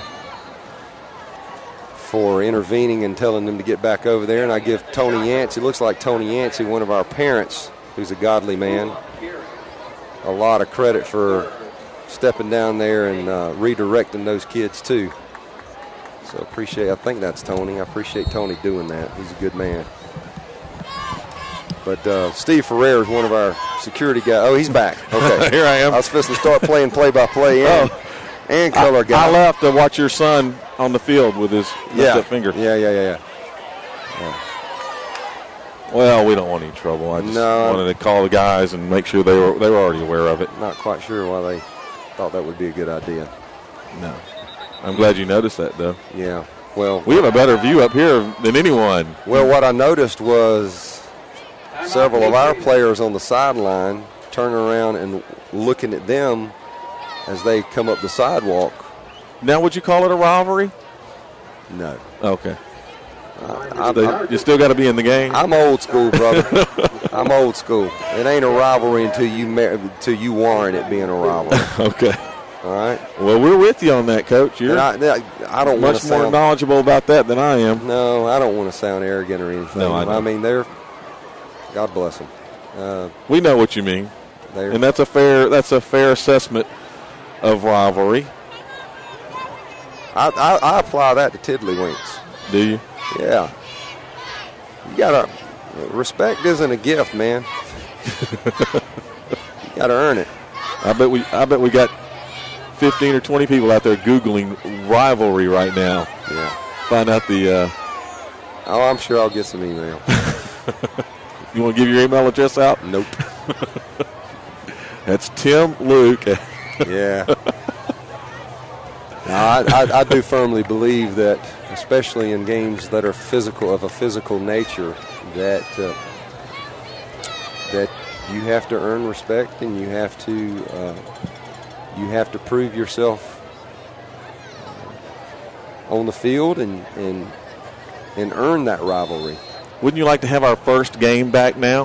Do you think we could do? Oh gosh, yeah, that'd be fun. We'd be ready for it now. Man, that's fun. That was fun that night, you know. Oh my goodness, Isaac Rochelle. He didn't even. He just popped him. That was Ryan Butterfield and rolling out the pass there. Yeah, that's their backup quarterback. And I will say this. I mean, Isaac outweighs him by I don't know how much, but a bunch. And Isaac is he's going to Notre Dame. That's all you need to say. And Isaac is our homecoming king, by the way, tonight. Because he is a popular and wonderful young man. He's a very godly young man. I give him all the credit in the world. He could have not just popped that kid like he just popped him, but he could have wrapped him up and landed on him. That's and right. Probably would have broken something. So I'm glad he just hit him. No, he barely hit him. And I don't think we'll go after this punt. We'll just stand. Well, we did too. Well, we didn't have a choice. He put it on the ground. Yeah, he did. He did. And the referee actually called the ball dead. Must have had his knee on the ground when he picked it up. Goodness gracious. This is not what you want. That's not what either side wants. Well, you know, you said this in our last game. I mean, the kids can't stop playing on a dime. No. You know, I mean, they're... Listen, our second teamers bust their tails too, and our first teamers bust their tails too, and our second teamers have the headache of going against our first teamers every day in practice. They deserve a reward. Our first teamers deserve to be able to come out on Friday night and get a paycheck. This is what it's all about. This is what you dream about. And that was a touchdown, and they're not going to give it to us. There it is. Okay. It was easily a touchdown. Matthew East on that touchdown on the jet, good for him. He cut it up and stuck it across, did a good job sticking the ball across. But the bottom line is don't fuss at me, don't fuss at us and start. And I'm not in any way saying this towards Strong Rock. I'm saying this to just anybody in general, okay? Generally, the thought of running up scores or whatever, it's the second quarter. Right. Okay? We have got to be able to play for 2 quarters. Right. I got in trouble a couple of years ago, heard some comments from when I was special teams coordinator. We went down to Strong Rock. It was their first year in the Georgia High School Association, and I went after a punt in the second quarter, and we wound up tackling the punter. He fumbled. We recovered in the end zone for a touchdown, and there were some comments made about that. And I'm like, that's not bad sportsmanship. That's football. No, that's block right. us. It's your job to block us, right? Right. It's the second quarter. Well, you're in the league. You're in here with us. Here's my 11 theory. on 11. You're right. Here's my theory. If you want to play Georgia high school football, then put on your big boy britches and come play Georgia high school football. Okay? But that comes with an expectation of having to develop a program and needing time to do that. And I'm sure that 10 years from now, 5 years from now, how long it's going to be, they'll be much more competitive. But I really hope I don't hear anybody talking about us trying to run up scores or whatever. It's 56-0 with 3 minutes left in the first half, and we haven't done anything but play football. We've been ourselves. You have to look at it this way, too. We have more games to play. Our team is looking forward to playing after the regular season, as you would say. Right. And we're not going to be able to do that if we don't go out here and play. That's true. And, it may look like a scrimmage to you, with the score like that. But, well, I said it earlier. Part of it's about conditioning, and there is no conditioning like game conditioning, okay, because there's nothing like a game. It doesn't matter if you're even playing a vastly inferior team on any given night. It's still good to get game experience. Correct. And we do have hopes and dreams of making it to the Dome and playing for a state championship, and so you do. It helps to be able to play into the second half. Next week will be a little bit better test. We're going to Pace, and then 2 weeks from now will be a terrific test back here. We're going to find out what we're made of, because Landmark, our arch rival, and we do have a rivalry there. And see, here's how that rival developed. Okay, it wasn't a rivalry until we started beating them. That's when it became a rivalry. Okay, we got our butts whipped every year for 4 years by Landmark Christian and Kenny Dallas, and a well-coached, very physical program who had been in the weight room. And really, in a lot of ways, we learned from them, okay? And iron sharpens iron. And I love the sportsmanship over here. We've got a Strong Rock kid who's down on the ground, and Marquise Grissom is standing over him, offering him a hand up. That was very nice of him. But my point to what I was saying earlier about rivalries is illustrated in the fact that, Landmark beat us for 4 straight years. They beat me. I brought us into the Georgia High School Association my last year coaching. They beat us in the region championship game. The next year they beat Nick Westbrook's first team in the region championship game, and then we beat Nick's last season. They beat us in the region championship game, and then in Coach Guess's first season they beat us again. Well, in Coach Guess's second season, we beat them, and then we beat them 4 straight years starting that year. So where we were 0-4 against them, then we were tied 4-4 going into that state semifinal game where they upset us last year. That is a rivalry. When you have proven yourself, when both sides have proven that on any given night they can win the game, okay? Now that's when it becomes a rivalry. And we wrap up our regular season with them here at home. Yep, and it'll be a big one. And this is where they beat us last year. Give them all the credit in the world. Heck of a program. And they're having another good year this year. Moss is back in as the quarterback, and they go nowhere. Andreas Holly, nose guard on that tackle. Somebody we haven't talked a whole lot about this year, but I want to give a lot of credit to that kid. Andreas Holly has worked and is at the perfect position for him. He has a great build for a nose guard. He's very thick and muscular and strong, but I want to say this about him.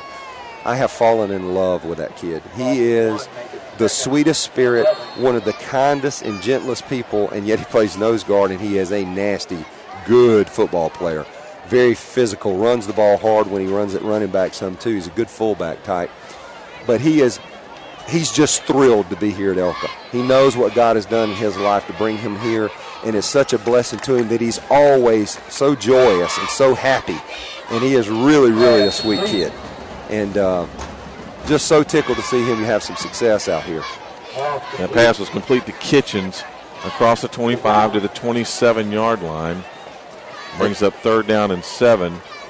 Let me say this too, Steve. Andreas transferred in from Woodland 2 years ago, okay? And, everybody always talks about, well, so-and-so transferred or whatever, and we load up or whatever. Well, you know what? You wouldn't believe how many of these kids who want to come and be part of a winning program, they have to sit. They either have to have a bona fide move, which means their family literally moves residences into a different school district to make it legal, or they have to sit out a year. And Andreas sat out a year. They fumbled the ball, and I think we got it. And Andreas sat out a year. What year was that, do you know? He sat out last year. Okay. He played a JV schedule last year, and here he is now a senior. So he came to ELCA knowing that they weren't going to move and knowing that he was going to have to sit out a year and pay the price just so that he could participate in ELCA football for one season. And he could have played both years at Woodland. He could have stayed, and he's a heck of a football player, so I'm sure he would have been a starter both years. So that's the kind of sacrifice that people are making, and we're tickled.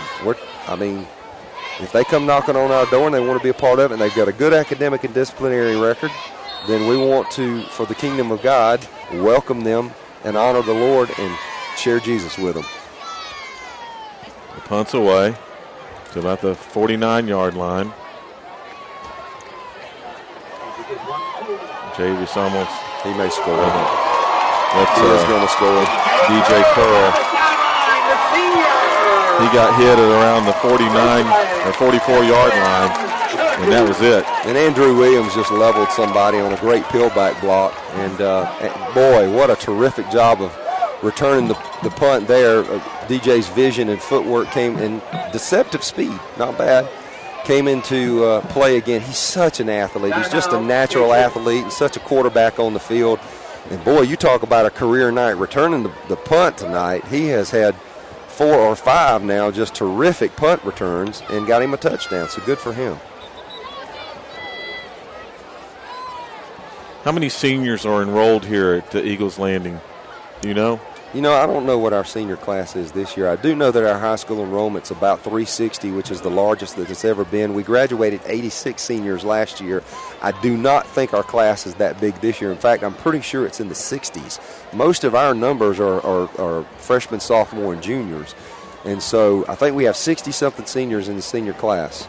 And but last year was the largest class that we had ever graduated. And but boy, it's a good senior class. And our junior class is a real good junior class, especially athletically. We've got a couple of teams that are in championship. They're championship contenders right now. The girls volleyball team. I think they're in the Sweet 16. Yeah, they actually got beat out today, Steve. But all the credit in the world goes to Coach Doug Campbell and his team. Those girls. If I'm not mistaken, the softball team. Yeah, who did you say? You said volleyball. I'm sorry. They got beat out day before yesterday at Savannah Christian, and played okay. You know, I think our coach felt like they could have played a little bit better, but listen, they made it to the Sweet 16 and did a heck of a job. Our girls softball team made it to the Final 8. And they got beat out of the tournament today, but I give Coach Campbell all the credit in the world. We were really down after winning 4 straight state championships, which had never been done before in girls softball and any classification in the state. And we were really down there for a couple of years. And girls softball, it's important to have a really good pitcher, and now we've got some. And we got more than one.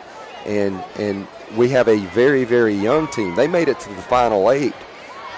Even though I think he was starting, I want to say 8 freshmen and 2 sophomores or something like that. So just a fantastic year for those young ladies. Give them all the credit for what they did this year, and look forward to next year and the years beyond that and seeing how good they're going to be. And then non-athletic, but we've got a drama team here at Eagles Landing Christian Academy that's going to a state one act play, won the region championship. Want to give Chuck Eckstedt and his crew all the credit for that, and what a fantastic job he does in fine arts and in drama. Boy, he lives for it. My goodness, what a personality. He's just bigger than life and does a terrific job with our kids, and we won the region championship in that. And then Jay Davis and the band last Saturday went to our annual competition, and I think we finished second among a lot of other bigger bands, and had a lot of superior marks, which every single year he takes our marching band somewhere. I want to tell you something, those kids work hard. People don't realize what it's like in the marching band here at ELCA. It is strict, it is disciplinarian, it is perfectionism, it is hard work, and in a lot of ways he drills that team like Coach Guest drills. He drills his band like Coach Guest drills our football team, man. You ought to hear them out there. They get pushed around a lot. There's a penalty marker on the field there. I guess a late hit out of bounds. I watched them. They practiced the first part of the season on the baseball field. Well, baseball season's coming up, so they've done some treatments on the baseball field. So the band got shoved to your field. Yep. Or they got shoved to this field, actually. Yep. And then They got shoved in our field up there JV one day. plays, and then they get shoved to your field back here. But you know what? It was all good because we're all a team, and we moved our practice off to the side so that the band could practice where our little fifth graders were going. It was interesting. I was watching that day. You guys were on one side, and the band was just tooting their horns on the other. It was really funny. Well, as a celebration of what Jay Davis and the band has done, we're going to let them perform at halftime of homecoming. Here's Chuck Eckstedt. You can hear him. I told you he was bigger than life. Well, let's let them have it, Tim. This is their full show. Well, yeah, and we're doing that we want to showcase our band that just had this excellent showing last weekend, and we're still going to have our normal homecoming festivities, but we did the little guys first tonight before the game.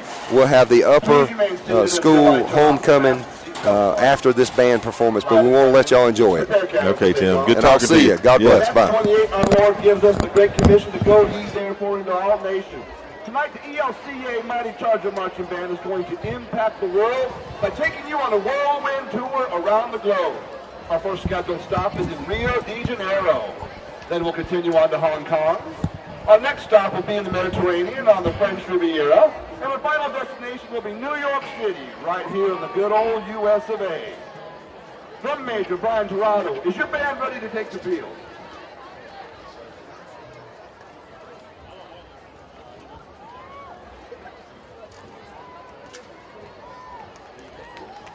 Ladies and gentlemen, please sit back. Make sure your seat backs and tray tables are in their full and upright position. Fasten your safety belts and prepare for the Mighty Chargers 2012-2013 halftime show, Postcards!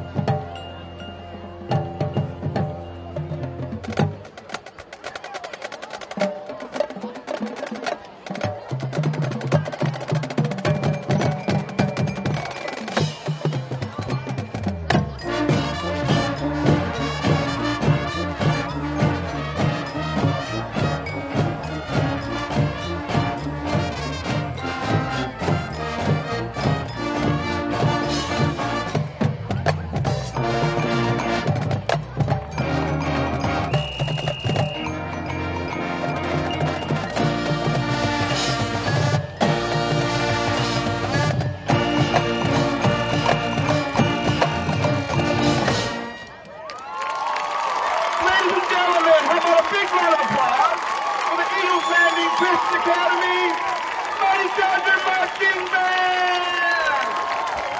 The color guard is under the direction of Lynn Exton and Dana Gaten. Percussion instructor is Court Tatum. Assistant band director is Jessica Herndon. Band director is Jay Davis.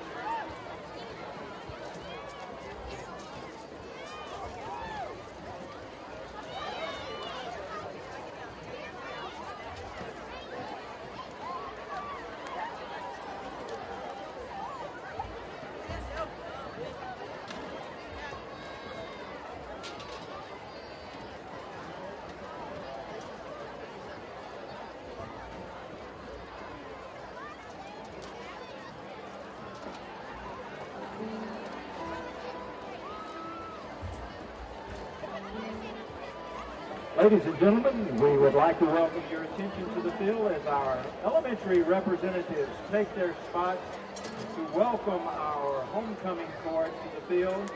They will be in position momentarily, so please give us your attention as we have our halftime program for our homecoming 2012-2013.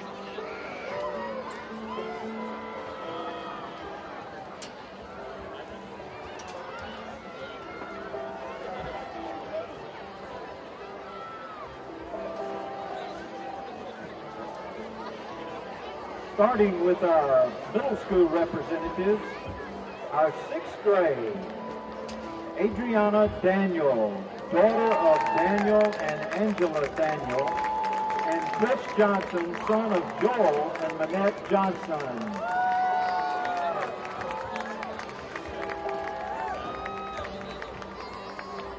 Our 7th grade representative, Jordan Grace Tucker, daughter of Joe and Christy Tucker, and Daniel Rowley Kilpatrick, son of Danny and Wendy Kilpatrick.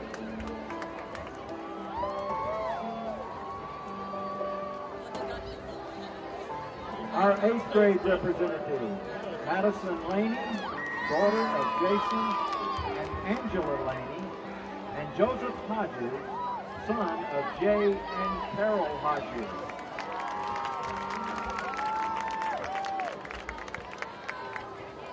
And now our high school representative.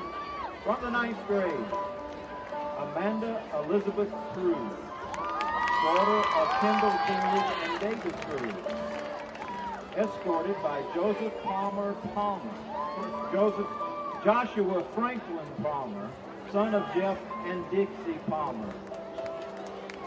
Our 10th grade representative, Rachel Christina Boozer, daughter of Daniel and Annette Boozer, escorted by Davis Ryan Reynolds, son of Chris and Gail Reynolds. Our 11th grade representative, Hannah Layton Harris, daughter of Keith and Karen Harris, escorted by Jonathan Ryan Holland, son of John and Michelle Holland.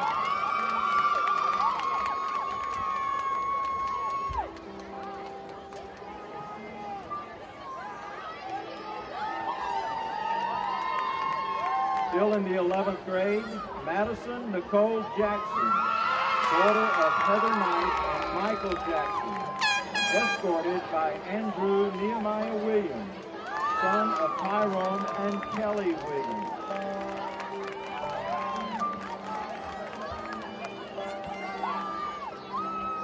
And now I'd like to present our senior homecoming court.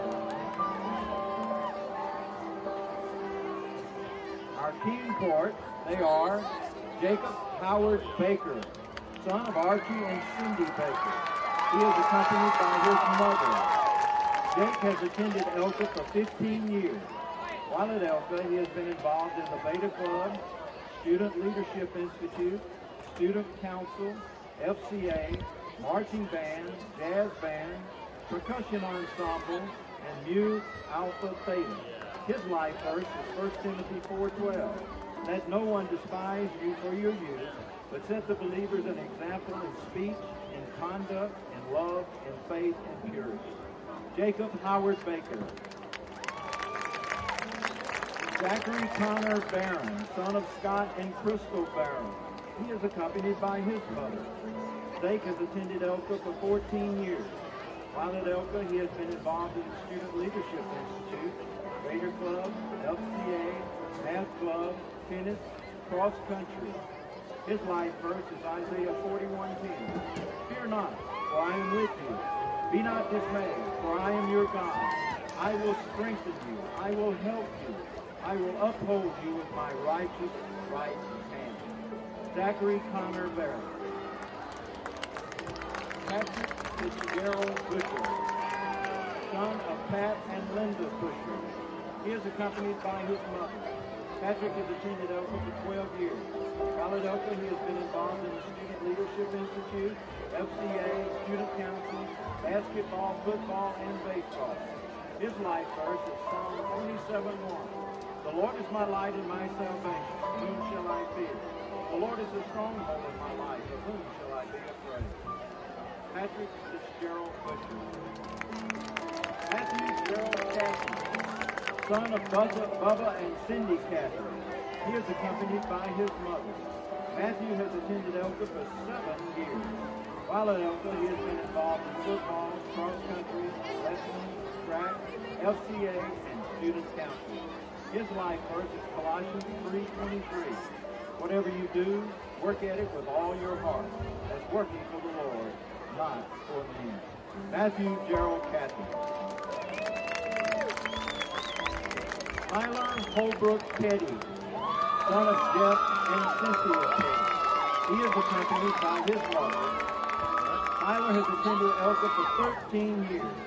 While at ELCA, he has been involved in football and track and field. His life verse is Psalm 19:14. Let the words of my mouth and the meditations of my heart be acceptable in your sight, O Lord, my rock and my redeemer. Isaac Christopher Rochelle, son of Steve and Gina Rochelle. He is accompanied by his mother. Isaac has attended ELCA for 5 years. While at ELCA, he has been involved in the Student Leadership Institute, Student Council, football, track, and baseball. His life verse is Habakkuk 3:19. The sovereign Lord is my strength. He makes my feet like the feet of a deer. He enables me to go on the heights. And our homecoming team, who was crowned at last night's festivities, is Isaac Rochelle.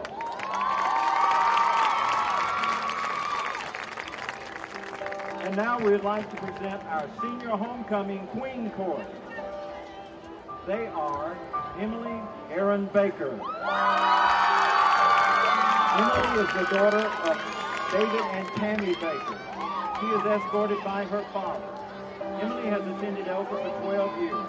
While at ELCA, she has been involved in the Student Leadership Institute, Beta Club, Math Club, varsity softball, varsity track, varsity spirit cheer, and competition cheer. Her life verse is 1 Timothy 4:12. Don't let anyone look down on you because you are young, but set an example for the believers in speech and life, in love, in faith, and in purity. Emily Aaron Baker. April Lynn Clark. April is the daughter of James and Susan Clark. She was escorted by her father. April has attended ELCA for 2 years. While at ELCA, she has been involved in varsity spirit cheerleading and competition cheerleading. Her life verse is 1 Corinthians 10:31. So whether you eat or drink or whatever you do all to the glory of God. And 1 Corinthians 13:4-6. Love is patient and kind. Love does not envy or boast. It is not arrogant or rude. It does not insist on its own way. It is not irritable or resentful. It does not rejoice at wrongdoing, but rejoices with the truth. April Lynn Clark. Grayson Mackenzie Evans. Grayson is the daughter of Billy and Kimberly Evans. She is escorted by her father. Grayson has attended ELCA for 13 years. While at ELCA, she has been involved in the Student Leadership Institute, varsity spirit cheer, and competition cheerleading. Her life verse is Philippians 4:6. Don't worry about anything. Instead, pray about everything. Tell God what you need and thank Him for all He has done. Grayson Mackenzie Evans. Jordan Lee Harkins. Jordan is the daughter of Tim and Julie Harkins. She is escorted by her father. Jordan has attended ELCA for 13 years. While at ELCA, she has been involved in art, drama, and praise band at church. Her life verse is Micah 7:8. Do not gloat over me, my enemy. Though I have fallen, I will rise. Though I sit in darkness, the Lord will be my light. Jordan Lee Harkins.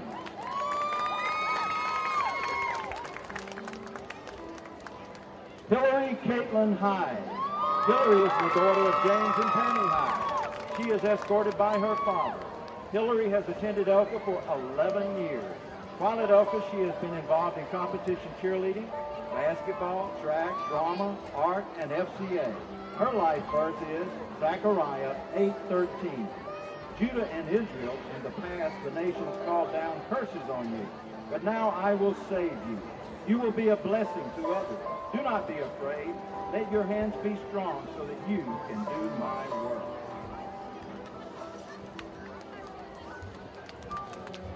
Hillary Caitlin Hyde.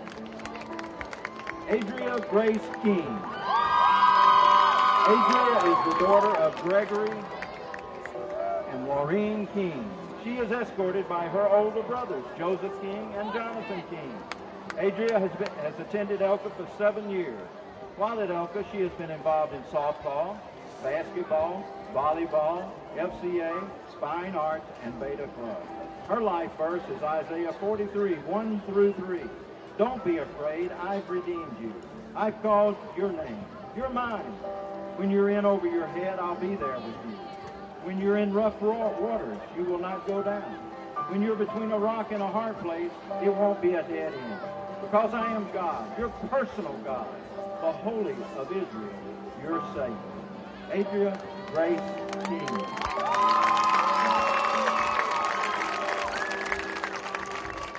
We would like to welcome back last year's homecoming king and queen, Mr. Gus Shockley and Miss Taylor Sims. Gus is a student at the University of Montana. Taylor is a student at the University of Georgia, and they will be crowning our new queen. Our Eagles Landing Christian Academy homecoming queen is Adria King. Joining her is our homecoming king, Isaac Rochelle. Let's give them a great round of applause. The homecoming king and queen, the 12 and 13. And we just congratulate all of our wonderful homecoming court. You've done a great job this year. You're beautiful. You're awesome.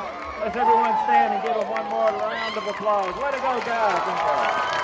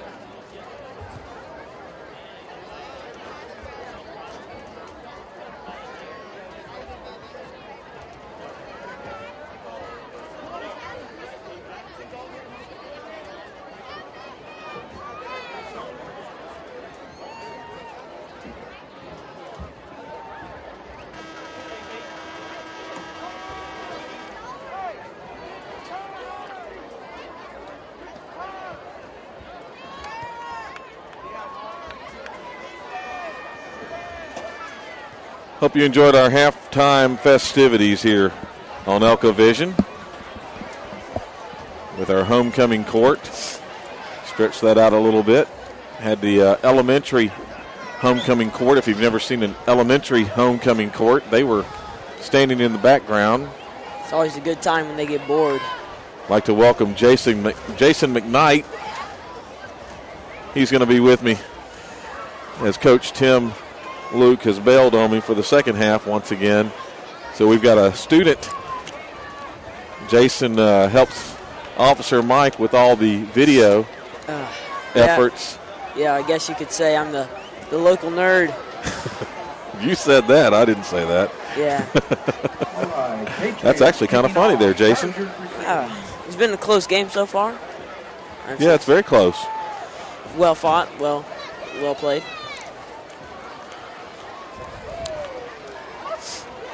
Big crowd over here on the hill, Jason. They brought their lawn chairs. Should thin out a little bit now that the homecoming court has left the field. So yeah, those that were here just for homecoming court are giving up their seats. People literally flooding out of here. It's pretty interesting. Oh, it's not. There's not flooding out of here. Yeah. No, they're finally going to the concession stand. There's the kickoff. I didn't see it. You did. Where are they going to spot the ball? I know they kicked it to us, so we're going to get the ball at about the 36-yard line. It'll be 1st and 10 for the Chargers. At the 36. Jordan Long in at quarterback. So we've got our backup quarterback in now, Jordan Long. Yes, sir. He's our JV quarterback. He's going to be in the shotgun. He's got 2 wide out to the left, 1 out to the right, and 1 in the backfield, 1 in motion. Kyler. Oh, my goodness. 45. Oh, just pushed out of bounds finally. It's Matthew East on the carry. For a Charger, 1st and 10. Got it across midfield into Patriot territory. The ball at the 47-yard line. 1st and 10 for the Chargers.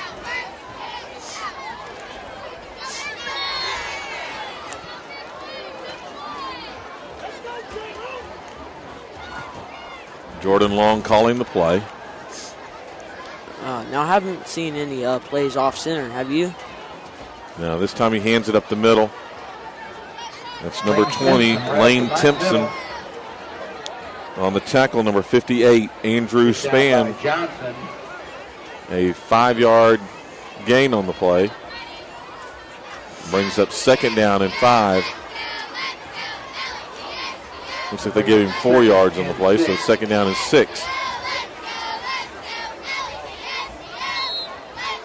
What grade are you in, Jason? I am in 9th, freshman year. They quit calling that freshman. I heard that on the news. Somebody was calling it first-year student. First-year student? Yeah, that's college level. Some college, they quit calling their freshman. Seems legit. Long hands it off. 3-yard gain on the play. That was given to Matthew East once again. Ball spotted just about at the 40-yard line. We'll bring up 3rd down and 3. Yeah, I don't remember what college it was, but you know, you always hear something even more ridiculous on the news, so they quit calling their freshman students freshmen. They call them first-year students. So how do you call a high school freshman a first-year student? Well, it's definitely not my first year school. Lane Timpson on the carry. He's going to get a 1st down. Who is our running back for the varsity? Because I know we're not running our varsity. Well, they've got a couple of running backs on the varsity. Not before Charger, 1st down. Patriot 35. We're using all of our second team here, as they call it. 1st down for the Chargers at 35 of the Patriots. Man in motion. Ball given to the man in motion. And he's going to take it straight downfield, all the way down inside the 10 to the 5 to the 1-yard line. Ethan McKibben. That's number 13, Yes, sir. Ethan McKibben. And I'm going off my firsthand knowledge of filming practice. That's how I know the numbers and who they are. What's that, Officer Mike? You got the words, I run a clock. Oh, yes. We're running the clock. Because of the score, the clock does not stop for anything. And I've got one of your students on the mic here with me. He's doing a fantastic job. Officer Mike standing next to me. He's Eagles Landing Christian Academy's video instructor for ELCA Vision. And that's going to be a touchdown by Timpson, taking it up the middle. A couple of yards for another Charger touchdown. They should go for the 2-point conversion. That's what they should do. If they're going to let Barber go ahead and kick it for the extra point attempt.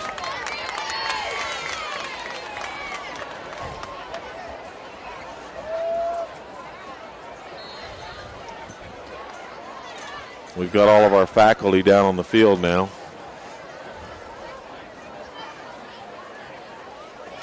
Kick is up, and it's good. It looked like it was left. Yep, but it was good. I've quit guessing on whether that thing's good or not because I can't see very well from here. Did you record the kick? The kick. Did you?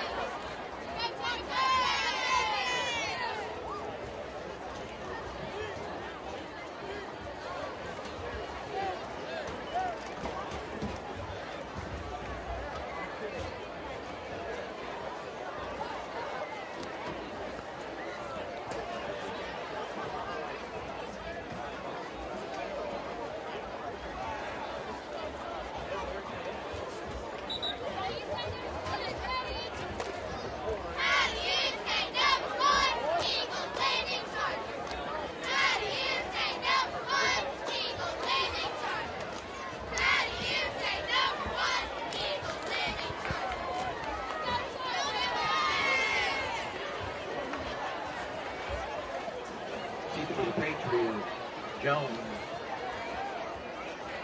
Children, kicking off for the Chargers, Barber. So Barber's going to kick off here for the Chargers. Kicks it to the 20-yard line, picked up by the Patriots. Run up across the 30 to the 31-yard line where they're stopped.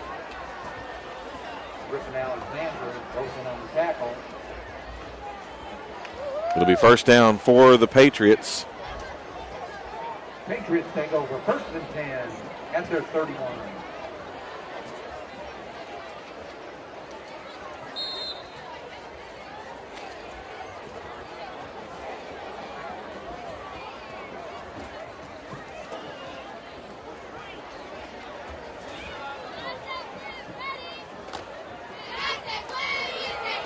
This time the Patriots take it upfield. That's given to number 12,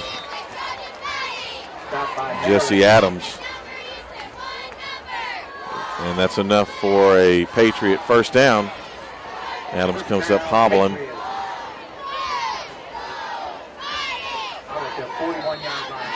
Patriot 41-yard line. They'll have it first and 10.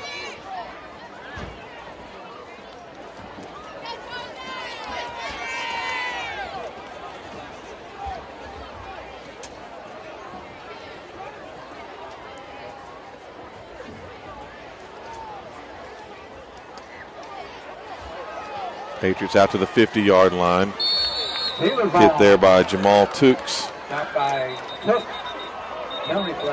Taylor Vaughn on the carry and a penalty marker on the field. Vaughn got it across the 50 at about the 49-yard line, near the first down marker.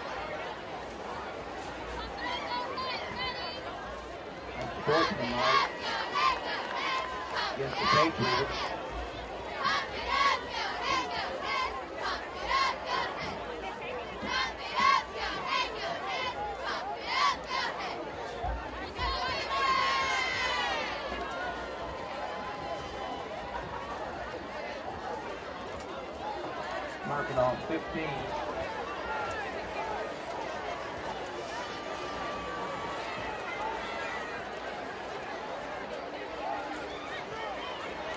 So the Patriots First and 14. Patriots keep the ball. First down.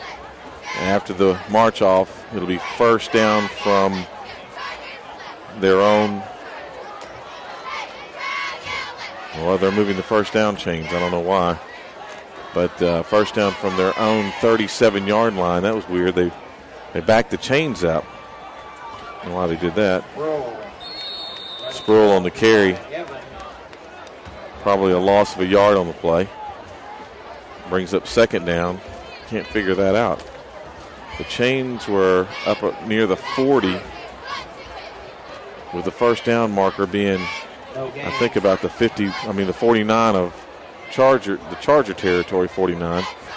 Anyway, but when they marched that back, they moved the chains back with the ball, with the placement of the ball. So now the first down marker is at the 47-yard line. They have to get to the 47 for a first down.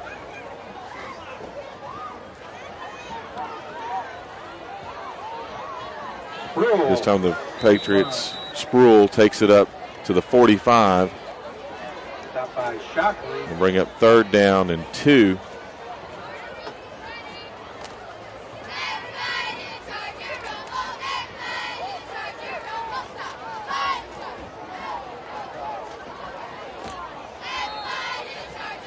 We have a golf car in the parking lot, license AYC 2076. You're blocking people. It must be moved at this time. Thank you. Ball pitched back out to the 50, now the 47. On the carry, that was Zach Jones. Run out of bounds. Nice run by Kitchen.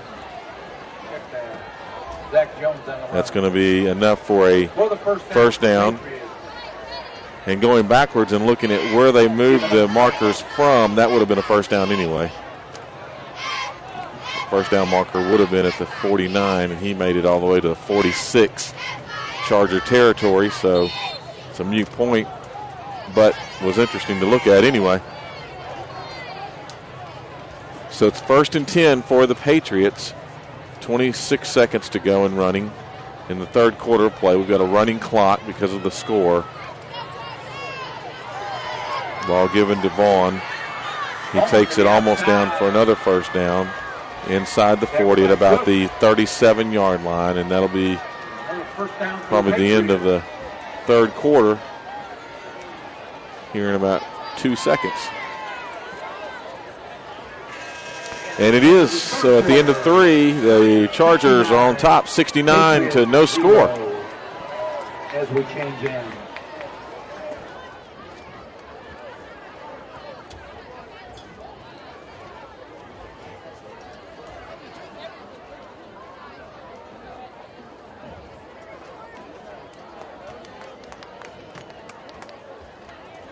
Charger fans, Wednesday, October 31st is World Impact Day. World Impact Day is a time set aside for our ELCA family to celebrate the multitude of opportunities we have to serve others in Jesus' name, both locally and around the world. Join us at 8:15 a.m. for our elementary parade of nations, followed by our all-school rally in this auditorium at 8:45, Wednesday, October 31st, World Impact Day.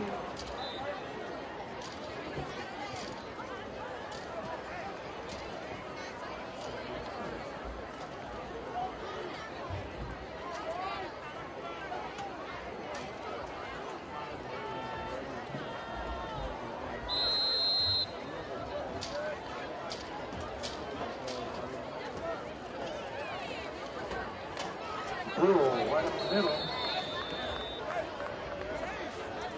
Got by Evans.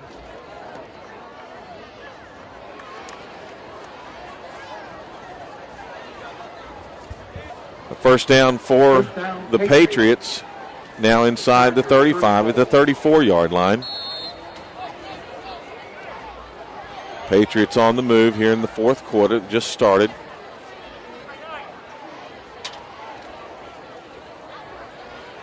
highest scoring game yet this season for the Chargers.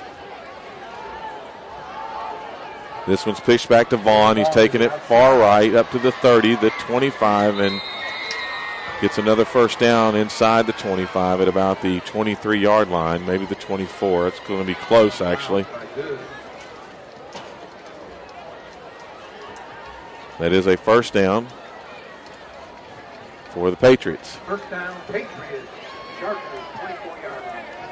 Patriots just trying to get something on the board here. 10:45 to play. Clock moving.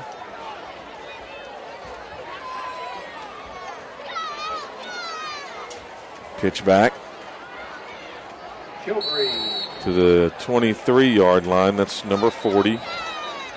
Number 44, rather, on the carry. Flag on the play. Matt Childry, penalty marker on the field.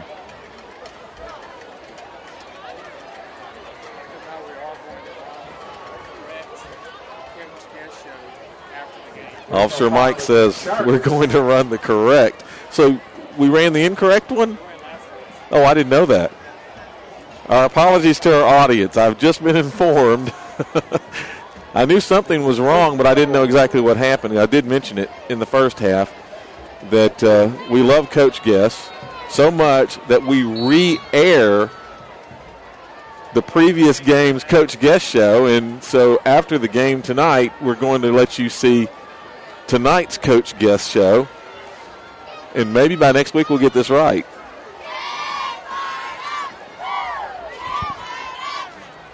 We'll name the guilt-ridden, guiltless, whatever. Sam Shockley makes the tackle.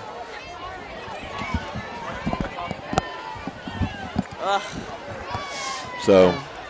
Okay, I'm back. So.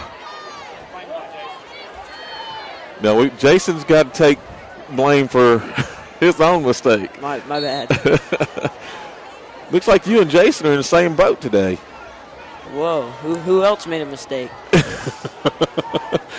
Well, let's see.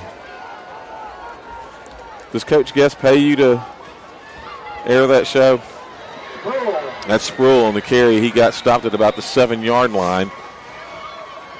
Bring up third down. Did we play the Snowbiz commercial in the Coach Guest show? No, we played the wrong Coach Guest show. We played last week's Coach Guest show that had already been seen. I edit those. I could have helped with that particular.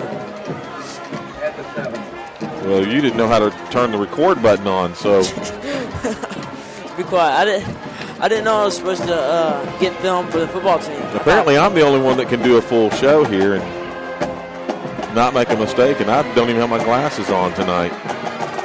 Yeah. That's a penalty marker on the field, blown dead at the 4-yard line. As Vaughn, that's Taylor Vaughn. Nope, here's another penalty marker. Must be some jawing going on. This is getting ugly. We don't need this.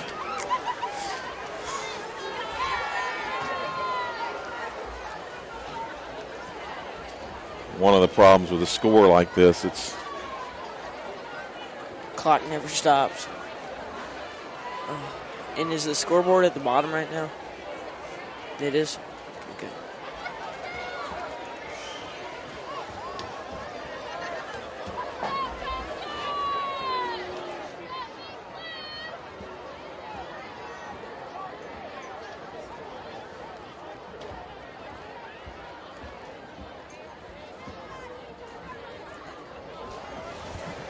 We know that the score at the bottom of the screen is not correct. What's it and say? We apologize for that. I can't see it. I don't know. I just know that it's not right. Well, so the score is 69 for the Chargers and no score for the Patriots. So maybe we can get the score on the bottom of the screen corrected, because I know a lot of you probably have turned the volume down, not listening. Although a lot of people, I don't know why they don't listen to me, Jason. I'm such a great guy. They should. Yeah, I mean, you're just a fun guy to be around. I know it. I can't understand it. I bet a lot of people are tuned in to this close game.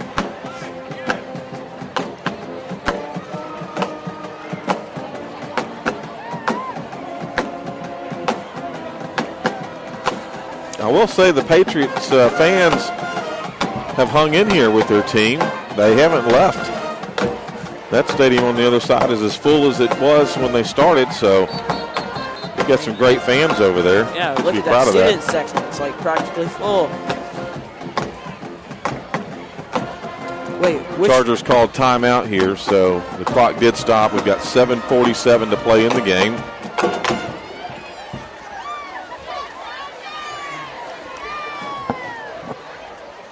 Patriots on the 1. Here we go. Ball on the 1. It's 3rd down and goal here. Sproul. He got a touchdown. Touchdown, Patriots. So Strong Rock Patriots touchdown here with 7:30 on the clock. They're on the scoreboard. Is it 4th quarter or 3rd? 4th? Yes, it's one or the other. Which one would you like? I'd prefer 3rd to see some more of this close football game. Yeah, okay. Now we have to do kind of look up. Can you look at the scoreboard? Move the camera over there to the scoreboard for a second. Well, after this kick. Well, yeah, go ahead and move it there now. Can we see it? Even the scoreboard's wrong. It's the 4th quarter. Okay, here they're in for the extra point attempt. Number 9, Travis Doro. Oh, they blocked it. Oh. The Chargers have blocked the extra point attempt. It's blown dead. Oh, my gosh. So I don't now. Okay, now it's showing 4th quarter. They probably heard the live stream. They heard the broadcast, and they have put 6 points on the board for the Patriots. So hopefully now we have our score on the bottom of your screen as you're viewing correct, and we have our home scoreboard correct. That was pretty awesome. So I tell you, who's in charge? I think we up here on top have it going on. We do. We call the shot. They should start letting us call the plays. I tried that scoreboard.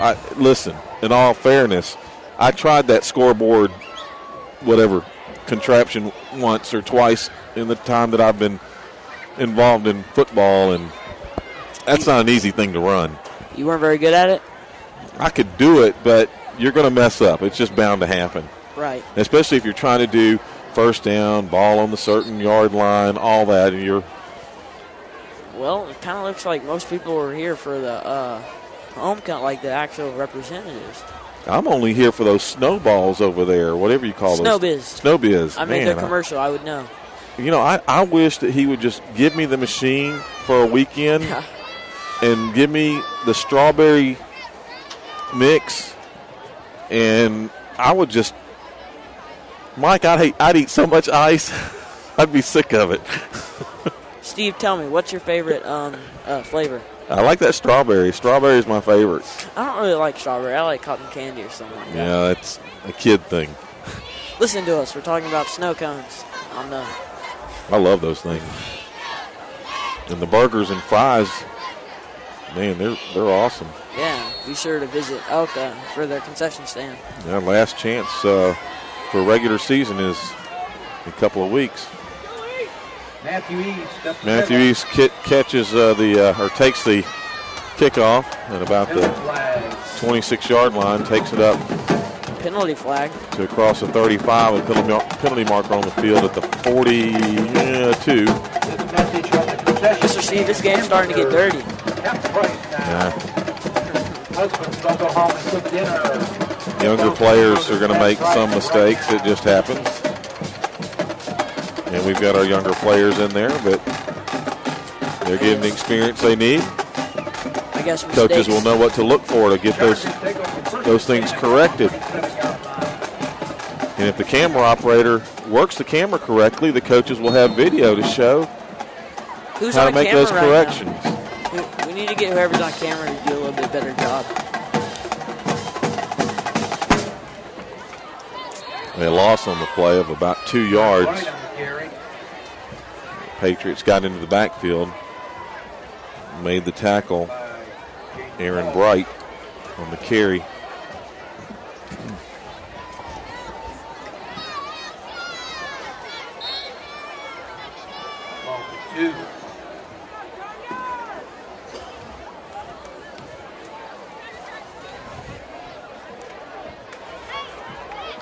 Ball given to Campbell.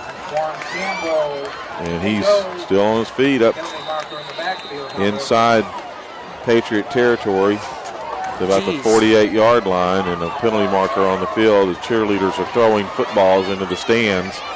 Throw one all the way up here on the booth. Come on, you got the arm. Does your dad not know how to catch, Jason? I think he got hit in the nose. Probably. Wait, where is my father? One over there with the bleeding nose. Oh, yeah, I see him. Man.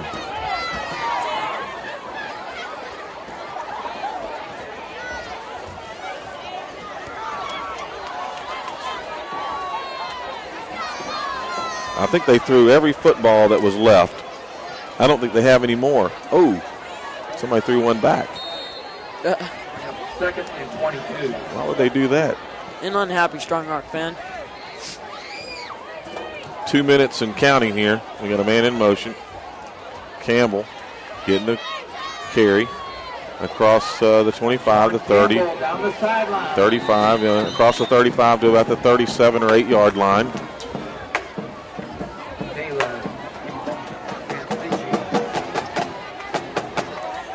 It's going to be a first down for the Chargers at their own 37-yard line.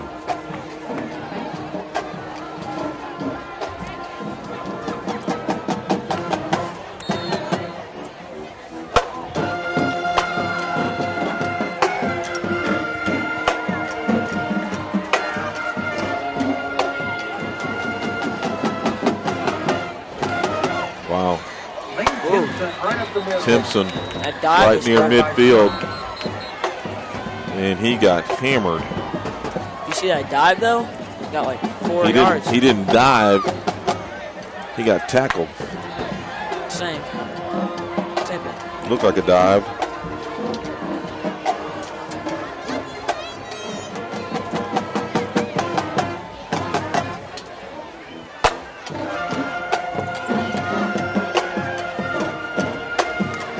They can hear the band, Mr. Steve?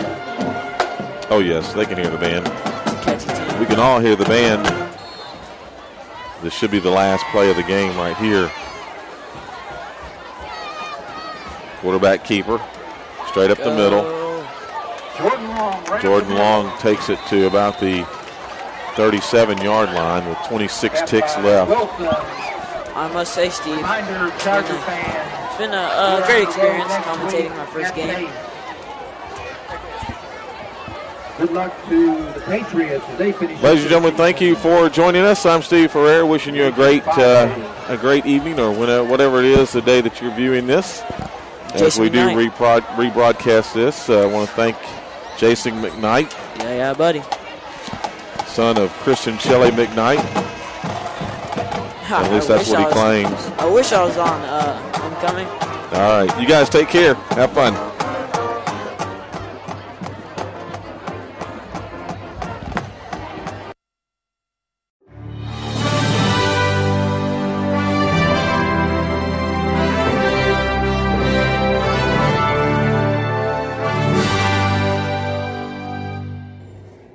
Welcome back, Coach Guess. So this is a very important week for the football team and ELCA as a whole. Can you tell us a little bit about the game this week? Yeah, I mean, we got a big game. Play another school that's in our county, Strong Rock Christian Academy, and it's homecoming, so there's going to be tons of people out there watching the football game, and so. Alumni are coming back, so they're going to want to see what the football team looks like, and so I mean I'm excited about it. And obviously in ELCA football, it's it's another week, it's another opportunity, and we our theme all year long is to get better each and every day, get better each week. So hey, we had a great game last week versus Our Lady of Mercy, played really well.